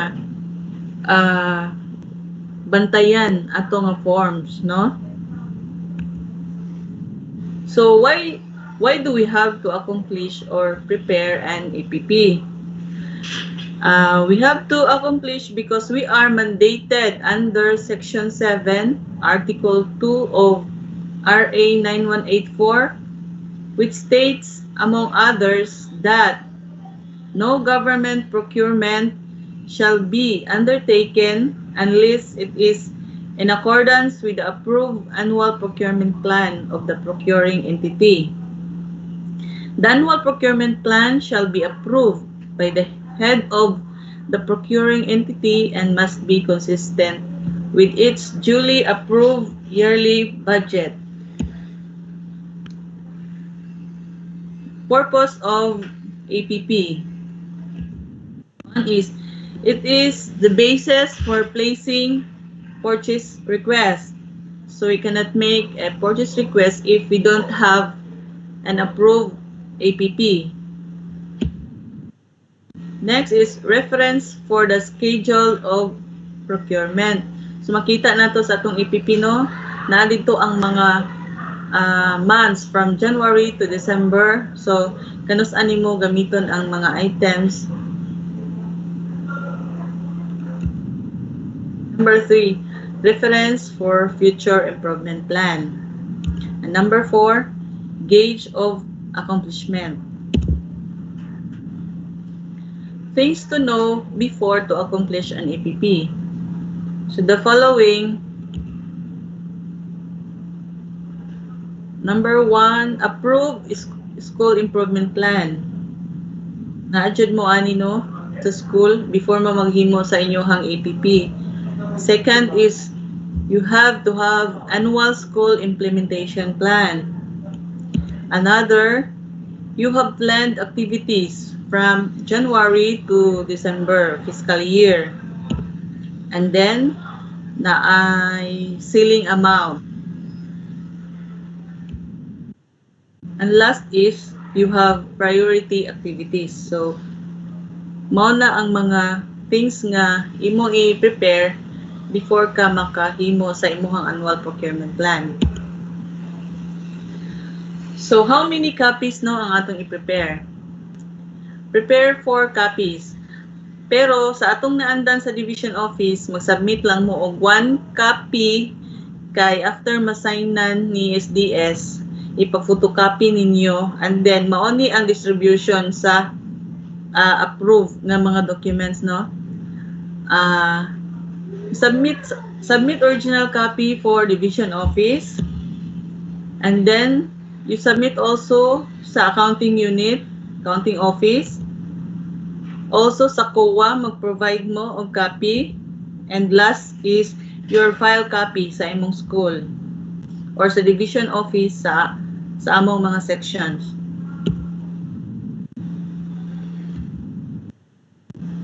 So what if there are items not found in our APP but are much necessary for the school?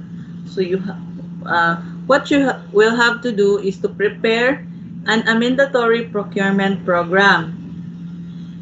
And this is an additional list of supplies, materials and equipment, requirement needed in lieu of those deleted, cancelled, and substituted from the regular annual procurement plan. What if there is an additional funds or the APP was understated? You have to accomplish a supplementary procurement program or plan. This is an additional list of supplies, materials, and equipment covered by additional funds not included in the regular annual procurement program or plan. The best example for that is, di ba, nakadawat og additional funding sa ato ang SLM. Wala man to siya sa regular funds. Gikan man to siya sa naay allocation ato gikan sa central office. Motong gipa-prepare mo og supplementary procurement plan. And that's all. Thank you very much. And then before na ko i-end no, i-add po na ko to sa kang Ma'am Inday no nga ang submission sa ato ang mga reports, especially po sa ang require po sa supply section is the APP kay appeal po na siya no sa kaning requirements para sa PBB. So since na-use naman mo ani kay sige naman taghimo ani every year, so I hope no nga kung naay mga sayop-sayop ginagmay na lang. That's all. Thank you.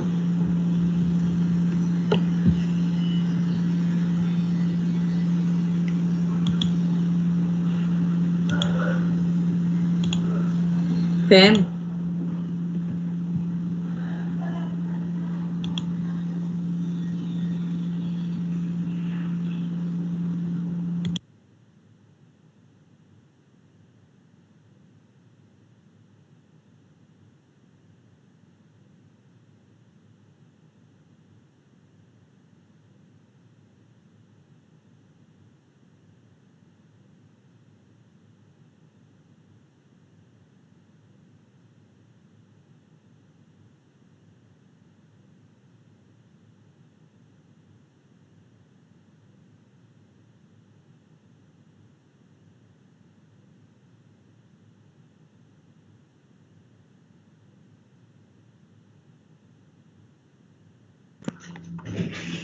Okay. Thank you, Ma'am Cherrybeth.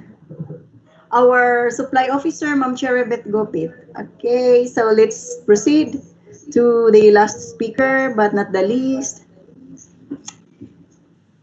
Let us have our accountant, Sir Tor Aurelio M. Ardon, to discuss on the uses of the MOOE and the liquidation. Sir Tor. Hi, good afternoon. Hello, Ma'am Fem. Yes, sir. Go ahead, sir. Okay. Okay, this afternoon I'll be discussing the implementing guidelines of the Joint Circular number 2019-01 or the DepEd Order number 29 series of 2019.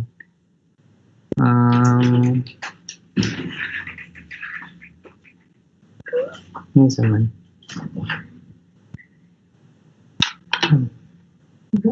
Maklaro ra ni akong presentation, Ma'am Fem. Ma'am Fem. Ma'am Fem. Arora, Sir Tor. Aurora ask you.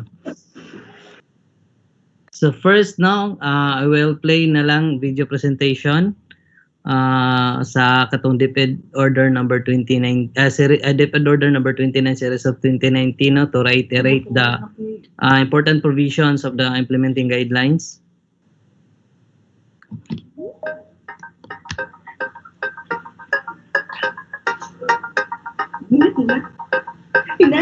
Here are the steps and guidelines for the management of cash advances.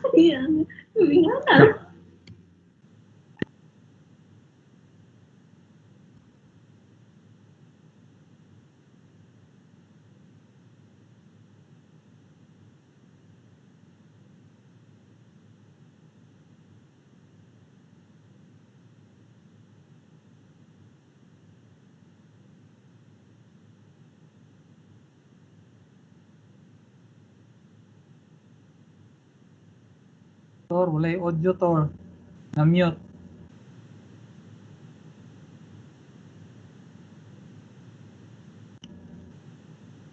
Tor, walay audio, na-mute.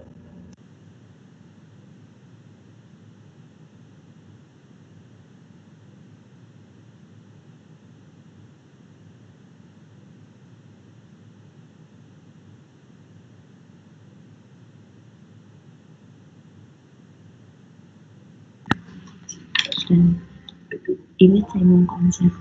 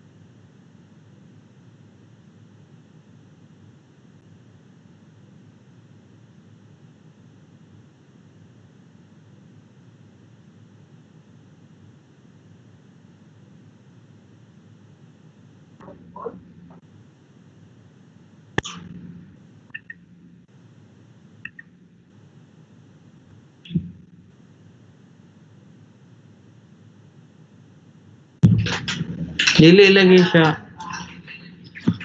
Apuan.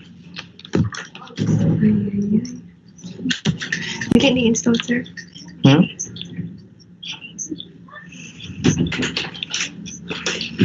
Ni-play mo na kanina.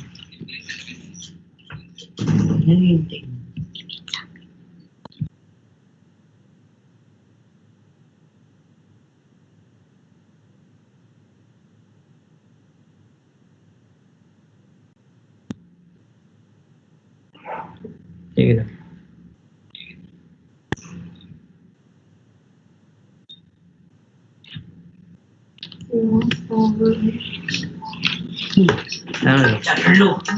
Yes.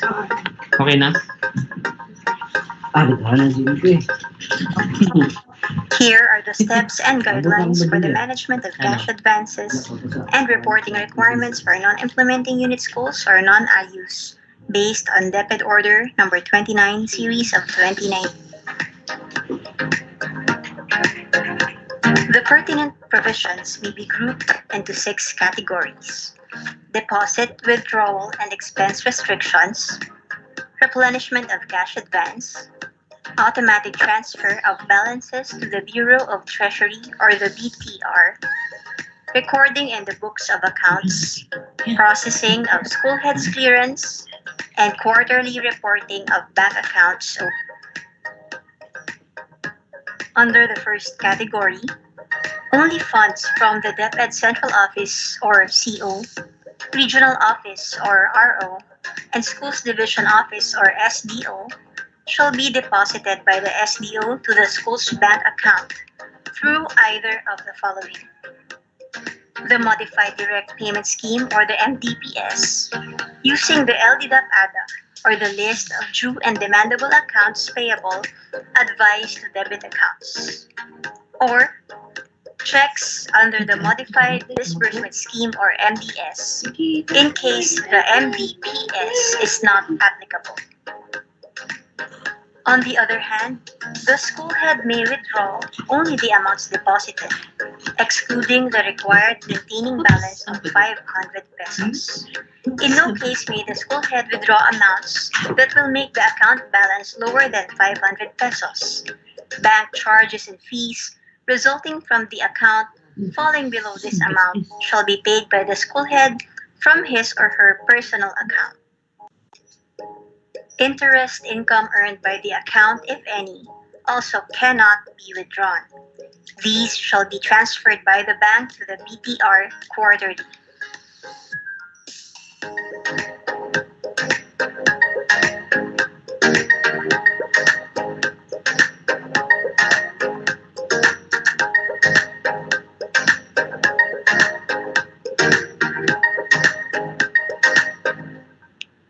Regarding the allowable expenditures for the maintenance and other operating expenses or MOOE, only the items authorized under DepEd Order number 8, series of 2019 may be procured from the cash advance.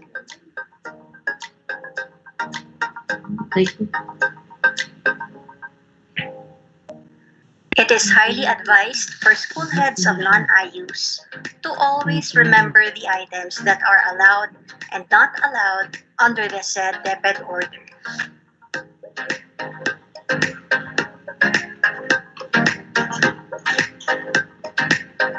Under the second category, replenishment of cash advance, the school head shall maintain cash disbursement registers or CDRs. One CDR should be maintained for the school MOOE and one for each program fund.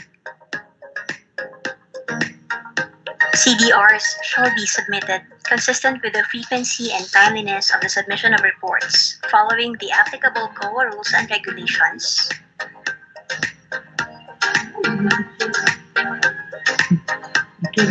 Supported with transaction and bank documents, such as a copy of the bank statement or the passbook, in accordance with the Manual on Simplified Accounting Procedures for Non-Implementing Units, and submitted as one of the bases for the release of the next cash advance.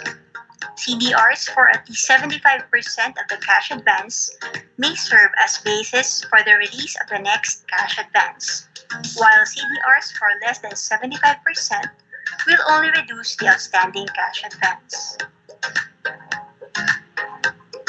There are three bases for the release of the next cash advance. The first two, CDR or liquidation and availability of cash allocation, are conditions which should be met. The third is the monthly disbursement program or the MDP, which will determine how much cash advance will be released to the school.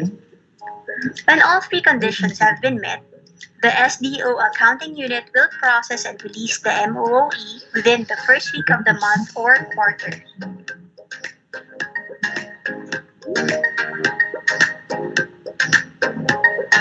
The monthly bank reconciliation statement shall be prepared by the clustered school's bookkeeper and shall be submitted to the accounting unit of the SDO for validation and review.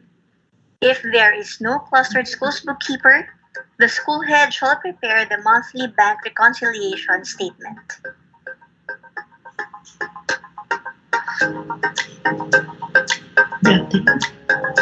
We are now at the third category, automatic transfer of balances to the BTR. As required in the COA DBM DepEd Joint Circular number 2019-1, only the maintaining balance should remain in the bank accounts by the end of the year. Thus, the guidelines instituted a system for automatic transfer of interest income and unexpended cash advance net of certain amounts to the BTR.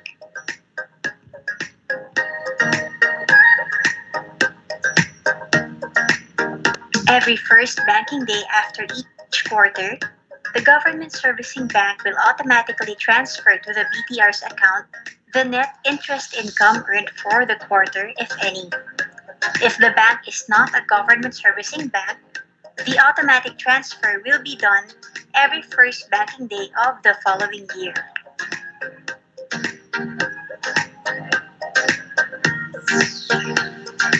For this reason, the school head is required to submit assigned authority to debit or credit account or Annex G during account opening. The first box under item number 2 should be checked. Furthermore, every first banking day of the following year, the bank will automatically transfer to the BTR's account the unexpended cash advance, net of maintaining balance, funding for outstanding checks, and net interest income, if any, as of December 31 of the current year. For this reason, the school head is required to submit the signed authority to debit or credit account on or before December 20 of the current year, indicating therein the amount to be transferred to the BTR. It is very important that the correct amount to be transferred to the BTR is indicated in the form or Annex G.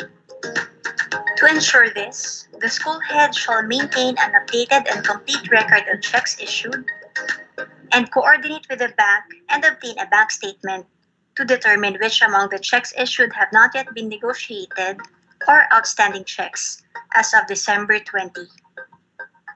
When the necessary information is obtained, follow this formula. Account balance minus total amount of outstanding checks minus the 500 peso maintaining balance equals the amount to be transferred to the BTR. Make sure that all the figures are as of the same date, or December 20. Non-submission of the authority to debit or credit account shall subject the account to automatic sweeping net of maintaining balance. The school head is expected to practice utmost diligence in preparing and submitting the authority to debit or credit account to the bank on or before the 20th of December to avoid bounced checks for which service charges will be imposed by the bank.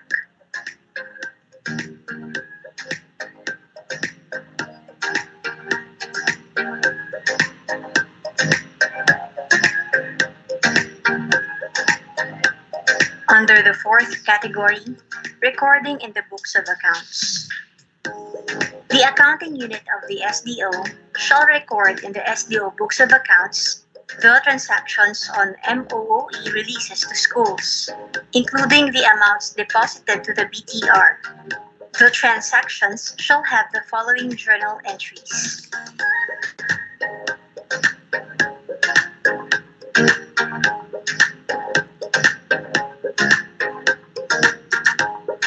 We are now at the fifth category, processing of school head's clearance. In case of retirement, reassignment or transfer, resignation or suspension of the school head, the cash advance released to him or her must be liquidated and accounted for.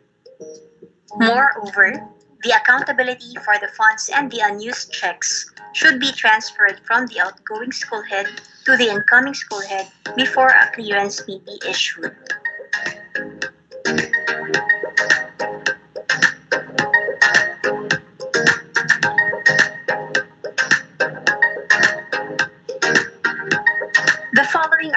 steps for the processing of the school head's clearance.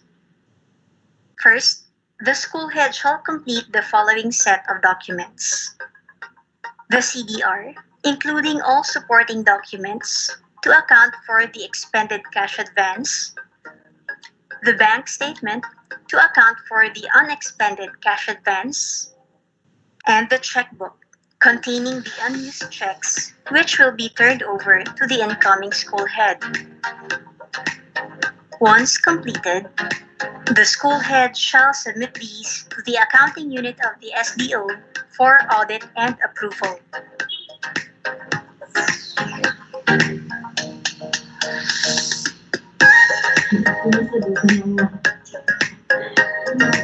After auditing the documents submitted by the school head, the accounting unit shall prepare and facilitate the signing of the Authority to Transfer Accountability for School Funds or Annex C and the endorsement letter for the incoming school head or Annex I by the school's division superintendent or the SDS. The accounting unit shall likewise obtain the signatures of both the incoming and outgoing school heads on both of these forms.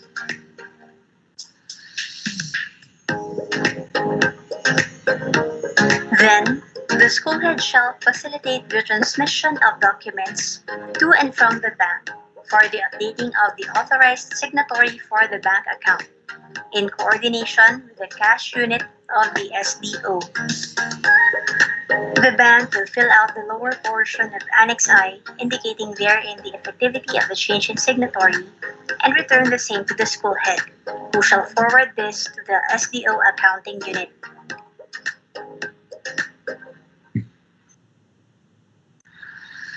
Upon receipt of Annex I filled out by the bank, the accounting unit shall then sign the clearance of the outgoing school head.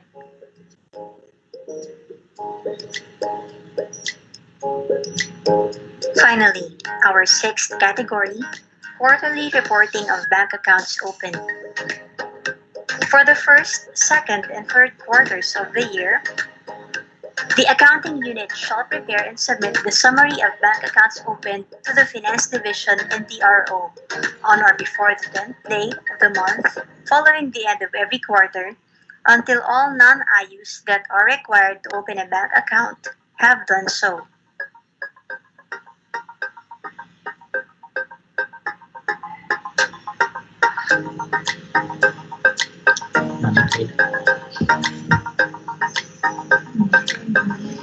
The accounting unit shall follow the template in Annex J1. The current report should reflect all bank accounts opened as of the end of that quarter.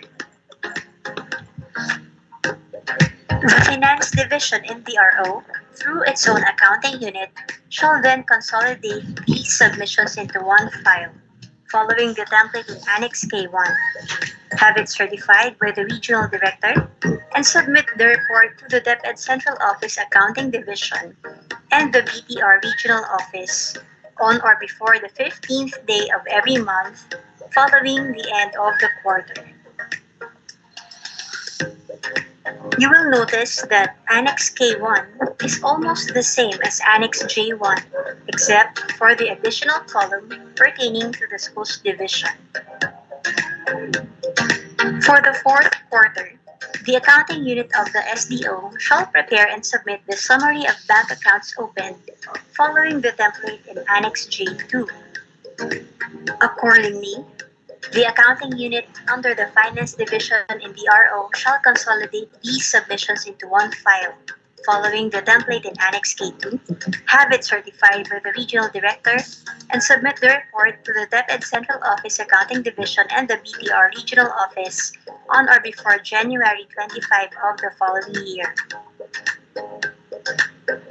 Annex J2 is almost the same as Annex J1, except for the additional column Account Balance as of December 31.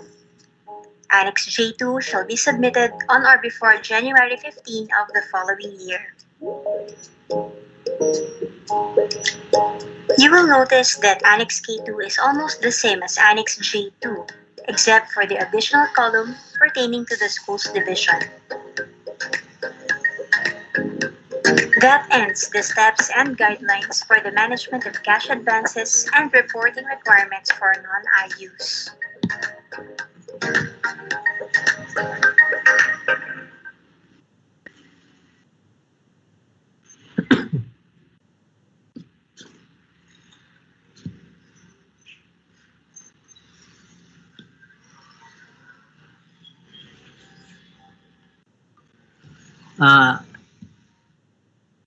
Ano ganito? Dili lagi siya mo next. Nara. So these are the important notes, no, features of the joint circular sa the DepEd order number 29 series of 2020. First, money siya ng special feature. Only deposits from DepEd operating units, no, from the schools division office, regional offices, and interest earned on deposits are allowed to be credited to the school's bank account. So as you observe, katubi tawong mga schools nga naay financial assistance, motong bawal siya i-deposit gyud dira sa school. So ang atong ginabuhat, all the financial assistance, no, kana mga donations iagi nato sa division office para kami ang mag-deposit or mag-download sa inyo. And then afterwards, naamoy report nga i-comply, no, katong statement of receipts and disbursement, inyo na siyang i-post sa inyo ang transparency board. And then ang number 2, school head shall inform the bank that interest income on the account shall be transferred automatically to the Bureau of Treasury by the government servicing banks every quarter and by the non-government servicing banks every end of the year. So they shall recognize in the Bureau of Treasury's books of accounts as remittances of income of the government. So at the end of the year, no, mo na yung feature, automatic nga all the interest income earned sa inyong account, iyan mo na, ikaw na siya, i-remit na siya sa Bureau of Treasury. And then I will remind, no, I am reminding all the school heads nga dili gyud na dapat ninyo hilabtan ng interest income nga na-earn sa inyong account. Okay? At the end of the year, inyo nang i-remit sa Bureau of Treasury. And then number 3, only the maintaining balance shall remain in the bank account by the end of the year. The balance on excess of the maintaining balance shall be directly remitted to the Bureau of Treasury by the bank at the end of the year. So at the end of the year, katurag yung 500 nga maintaining balance lang yun ang mahabilin sa inyo ang account. All the outstanding checks issued, no, before December 20 of the current year, dapat mag-submit mo og Annex G as kanang discuss sa katong video presentation. Dapat inyo na siyang i-submit dito sa bank para ang katong inyo ang outstanding check dili siya ma-appeal o remit sa Bureau of Treasury. So, kuha na siya, no, maintaining balance at the end of the year, automatic mo lapse ang inyong account and also the interest income earned by your account kay i-remit po na siya sa Bureau of Treasury. And then number 4, if school head shall be reassigned to another school or retire separate from the service, they shall make proper liquidation of their cash advance. So this one, this shall be one of the basis now in the issuance of clearance by the school head. As I observed, natay reshuffling sa one of the districts, no, dire sa division, mga school heads kay wala sila ni follow aning DepEd order number 29. Automatic lang sila nagpa-submit diari og katong endorsement letter. But still naatay requirements now katong transfer of accountability which is Annex C sa DepEd order number 29. Dapat inyo to siyang una i-comply ang transfer of accountability para ma-turn over, no, sa incoming school head ang katong inyo ang accountability. And also, after ato, dili pon mo dawat ang land bank kung wala to siya. So, after paghimo ninyo sa Annex C, the transfer of accountability, usa pa mo mohimo og endorsement letter para sa chain signatory sa inyo ang account. Number 5, schools district offices shall reconcile the amount withdrawn based on the bank statement or passbook with the reported disbursement and the supporting documents submitted for the liquidation of cash advances. Kani siya, amo naman gini siyang gikuan, amo ni siya gi-require gid, no, kada downloading nga dili may mo download kung walay bank reconciliation statement naka-attach sa inyo ang liquidation report.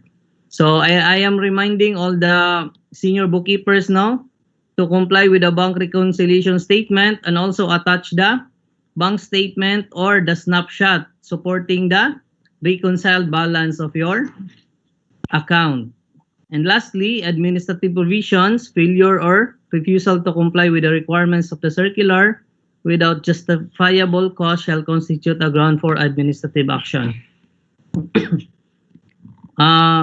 Last na lang na slide.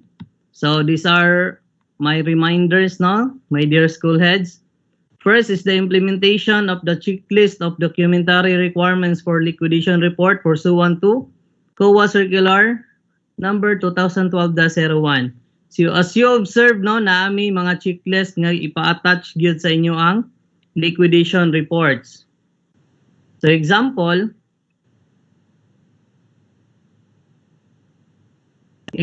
for local travel, di ba pinakauna gyud ang document inyo ang i-secure is the travel order or travel authority. Na instance no nga na isa ka school head nagproblema siya mo siyang gimimuhan kay ang date sa iya ang travel order o date sa iya ang certificate of appearance wala siya nagmatch.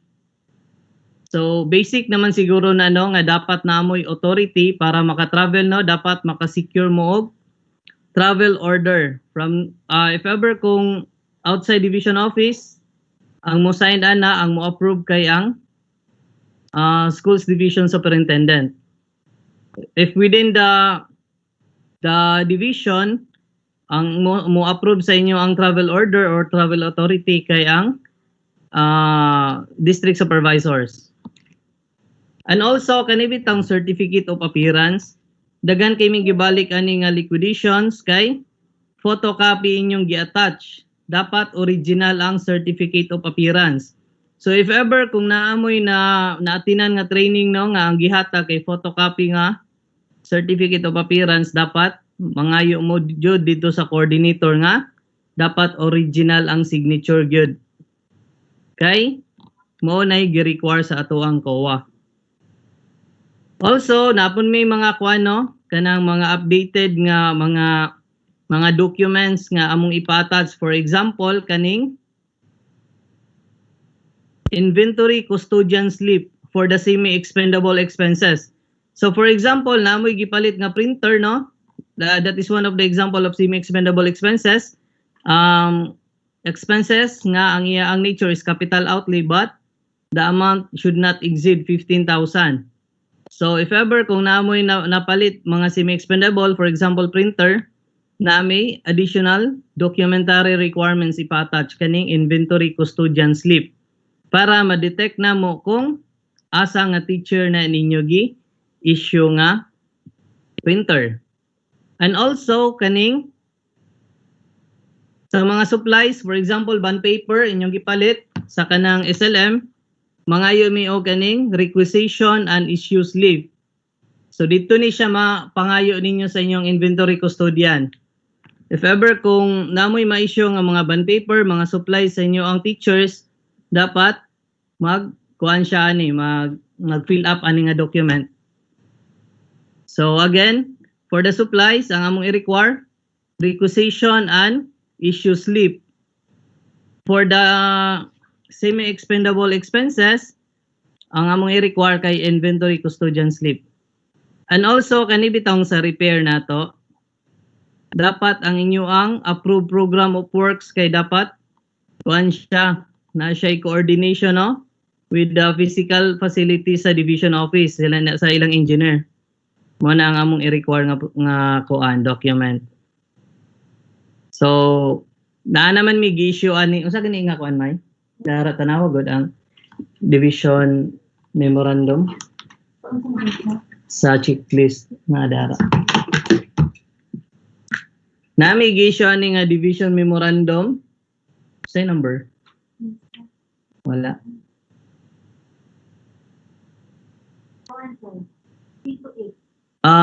Division memorandum number 328 series of 2020. Para makita gyud ninyo ang detailed nga kuan katubitang documentary requirements ato ang liquidation reports. And also, no, kaning posting of statement of receipts and disbursement or sort of donated funds or financial assistance in your transparency board. This is mandated na siya under Republic Act 9485 or the Anti-Red Tape Act of 2007. And also, as discussed by Ma'am Inday, budget consultation needed yung gayo na siya with your stakeholders to prevent any disagreements kay usahay ang mga teachers. Mudiman sila nga muna ang ilang needs. So muna, para ma-resolve na siya nga mga issue, dapat mag-conduct mo budget consultation para ma-inform ang teachers nga ma-orgue na ang budget sa school and then naatay gikandak nga prioritization of the budget, di ba? Okay? Never yun na masubra ang atong budget. Limited yun na siya permi. Number 4, settlement of unliquidated cash advance. This is Civil Service Memorandum Circular number 23 series of 2019. So, nakabutang diara how to settle your unliquidated cash advances. So, if ever kung na-issuehan mo og show cause order or demand letter by the disciplining authority na amoy deadline na if ever dili ninyo ma-comply, pwede mo ma-charge og simple neglect of duty or gross neglect of duty. And lastly, the renewal of fidelity bond. Daghan kayo nino nakaproblema, wala nila bantay kung kano sa sila dapat mag-renew og fidelity bond. And also, napo ni siya kanang applicable nga mga consequence if ever kung dili gyud na ninyo ma-renew regularly ang inyo ang premium payment. Hindi na siya mamu. I think that's all. That concludes my presentation. Okay na siya mo.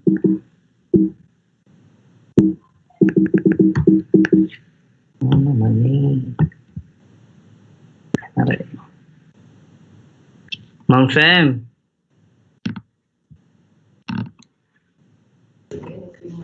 Sir Tor. Okay na? Okay. Thank you very much, Sir Tor. Just speaking is our Division Accountant, Sir Tor Aurelio Emardon.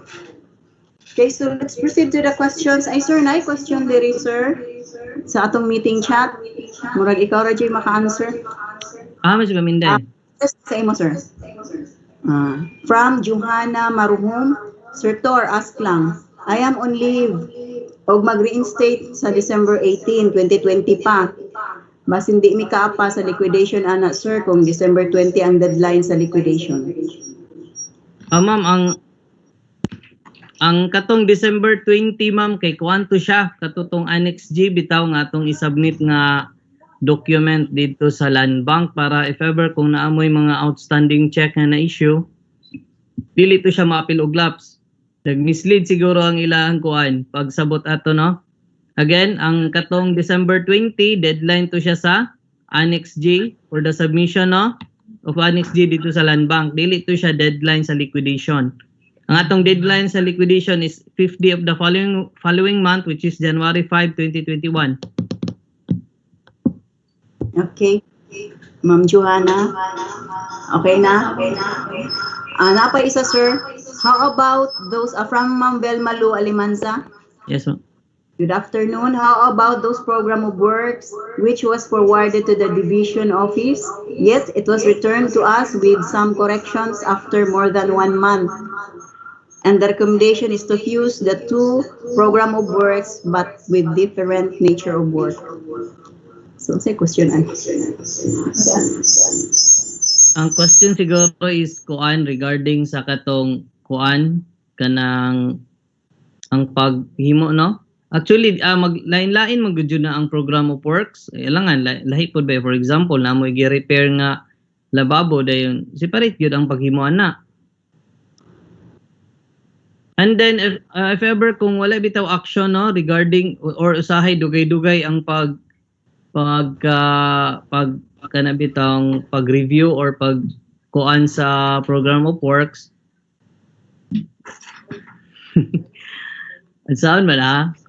Ako lang sang kuanon silang engineer Jana ana, ma'am. Kaya actually sila manggujud ang mag-review sa kanang document program of works. Actually ang sa accounting lang ang amuang trabaho is to review or pre-audit no if ever na, kung naabag yun na siya nga documents nga nahimo. Kana man good program of works mas kuan man good mas naay knowledge gyud ang mga engineer ana regarding sa mga usay proper nga pagkahimo ana. Good afternoon, Sir Tor. Can I say Yes, ma'am. something, sir? Yes, ma'am. Actually, sir, it was already forwarded, and after a month, it was returned to us with that notification that we have to make we have to fuse those POW. Where in fact we know that that was two different nature of work. The other one is for electrification, electricity, and the other one is for the minor repair, no? So diha mi naglisod kay di man gid na ma-fuse na siya. Then approve naman siya ni Engineer Jana. Kuha na lang siguro ma'am kanang try to kuha na lang kanang put it in writing para ma-justify nimo nga dapat separate gyud ang pagka or try to talk with kuha na lang gyud so Engineer Jana regarding it was approved by Engineer Jana, but it was returned to us with notification. Diyan man na. Kinsay nagkuan gyud ato ma'am, kinsay nagbutang sa notification. Di ko kabalo sa signature, but ang wala nag-sign si SGOD man. Di ko kabalo kinsa ang nagkuan. Di mo ko kaila sa signature god. Naalang manggoy mga notes nga gibutang. And then isa man gud na ako jud nang gi-raise karon nga question because that could affect our liquidation process because the liquidation cannot forgo without that approval. Then mag-problem kami, di ba? Pero kung ang kuan gyud unta na ma'am kanang dili mo pwede mo proceed ka sa kanang sa next nga kuan kung wala pa na approve ang inyo ang program of works. And that was a month ago man siya, sir. So uwi na like for example sa electricity. Wala na mi tarong nga kuryente adto nga time kay ga-fluctuate na siya. Kay ang mga electrical connection is nagdikit-dikit na hadlok na kay masunog. If you're going to wait for that approval, mabot ang panahon di mi ka-print sa among module. Posible nga masunog na mi kay ga dikit-dikit na ang kuan. Maupod lagi ma'am. Lisod kay tubag no kay di mo guna directly under sa kuha. Pero ang sa kuha lang yun as to kuan lang yun kanang bitong general rule lang yun ta mo kuan mo na dili ta pwede mo proceed sa transaction kung wala pag approval because that will serve as kuan man gud siya kanang authority to proceed bitaw. No, once ma-approve na siya nga document mo na siya muna mura go signal nga once ma-approve i-kuha na lang siya kanang usapan mo proceed. Pero if ever kung inana siya nga naay kuan bitaw naay correction ang inyo ang program of works compliance raman siguro ang kinahanglan ana ma'am. Anyway kuha naman gid pud siya kanang ang purpose mong gud nga kuan para ma-inform ang facilities kuha na to kanang facilities coordinator no sila engineer dyan na nga if ever mag-inspect sila sa inyong school dili siya magkuan walay duplication kaya sa imong good na funding for the repair ana so muna siya to prevent duplication sa ato ang transaction pero kana mura compliance raman ang katong imo ang situation feeling nako compliance raman siya comply raman to explain lang siguro put it in writing and then justify nga dili gid siya pwede nga i-mix ang duha kay lain-lain di siya. So ang din pag-liquidate kuya pod. Sir. Besides sir, ang among downloading biya nga naabot dili biya January, dili pud February. Later part na August hapit. Yes, ma'am. Relate pud siya sir. So letter lang niya. Or amo lang tong i-submit gitong POW diha then maghimo ra sad kog letter. Ako lang ito i-submit ang POW nga approved ni Engineer Jana siguro. Kaya makamove lang pud me while waiting sa reply. Di man pud mo dayon ang reply sir. Kuha na lang sa ma'am kanang paghimo na lang sa atong kuan letter and then pwede ikuan lang na sa imong bookkeeper ang pero kinahanglan magudyo na i-approve ma'am. Kay Mao pag gani. na dire mo gyapon na siyang ibalik. Kay wala man. Madelayed ra gyud gihapon mi ug dugay ma-approve. But as experience, it was more than a month. Kuan lang siguro ma'am kanang pagpa-receive nimo sa letter diary, kuan lang siguro follow up lang. Kuan lang siguro may inform me para kami ang mo kuan dito sa babaw mangita sa document kung unsay kanang unsay progress, unsay status. Okay, sir. Thank you. Sige ma'am. Address.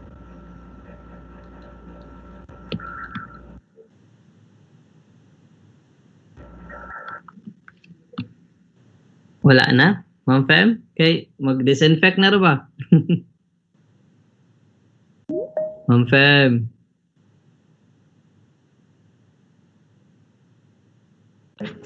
Next question from Necesario Mako. Actually, na-discuss na ni Ma'am Inday ganyan, pero otron lang natin. Pwede ba daw replacement ng doorknobs? Ma'am Inday, siguro maka-answer? Nasi mag-answer tara? Sino yung nag-ask ng question? Necesario, Ma'am, sir. Necesario. Necesario. Asking about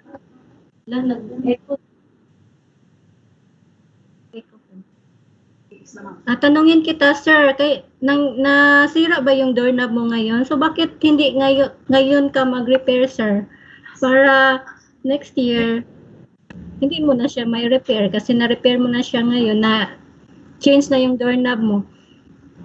Oo, ma'am. Sira na po talaga, ma'am.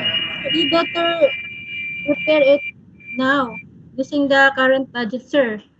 Oo, pwede siya, ma'am. Pero kasi lahat ng mga doorknobs ng mga classrooms sira na talaga. So pag gagawin namin yan ngayon sa base sa budget, hindi kasya.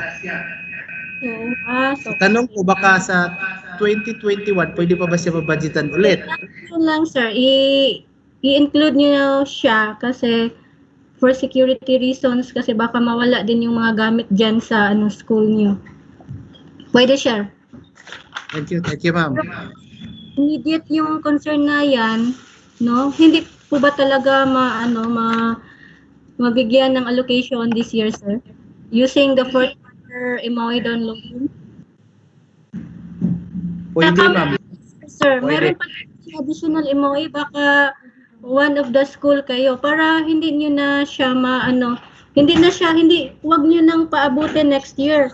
Kasi ikaw din yung may liability dyan pag may mawala dyan sa loob ng classroom pag hindi niyo siya pinalitan kasi naghihintay ka sa budget for 2021. Sige po, ma'am. Salamat. Anyway, meron tayong meron tayong additional MOE budget, no, for current year. So you can use it.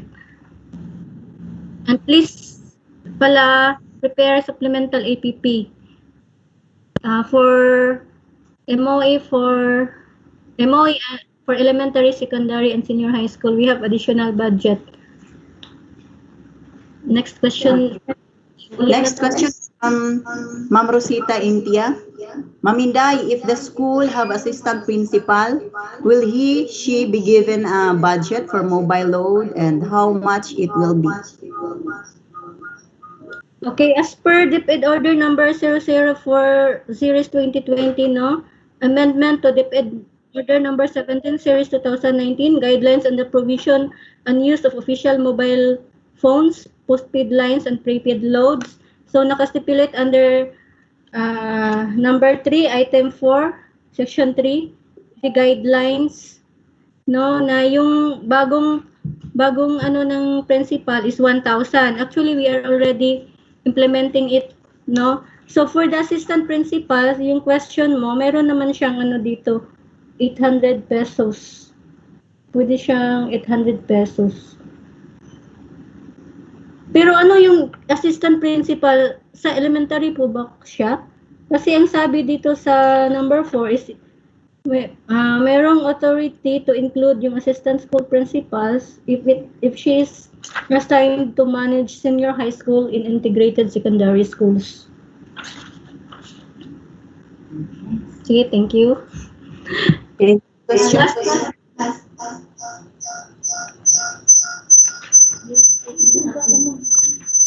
Ay, kanin.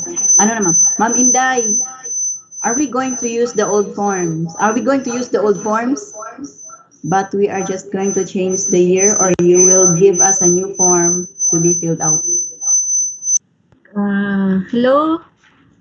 You cannot use the old form. No, we will be providing the new form. Please use the new form. Kay mayroong mga nabago doon sa sa malaki yung tatrabahuin nyo pag old form. Pag papalitan nyo yung year lang, di ba yung APP natin is bago na siya, naka-base na siya sa 2021 na form na for APP. So, malaking problema pag kayo ng old form. Meron din akong nakita dito na, nagmamadali pala tayo, pero saan na yung form? So, the forms is already uploaded, no? Sa LDN budget. Kindly check. Okay, thank you.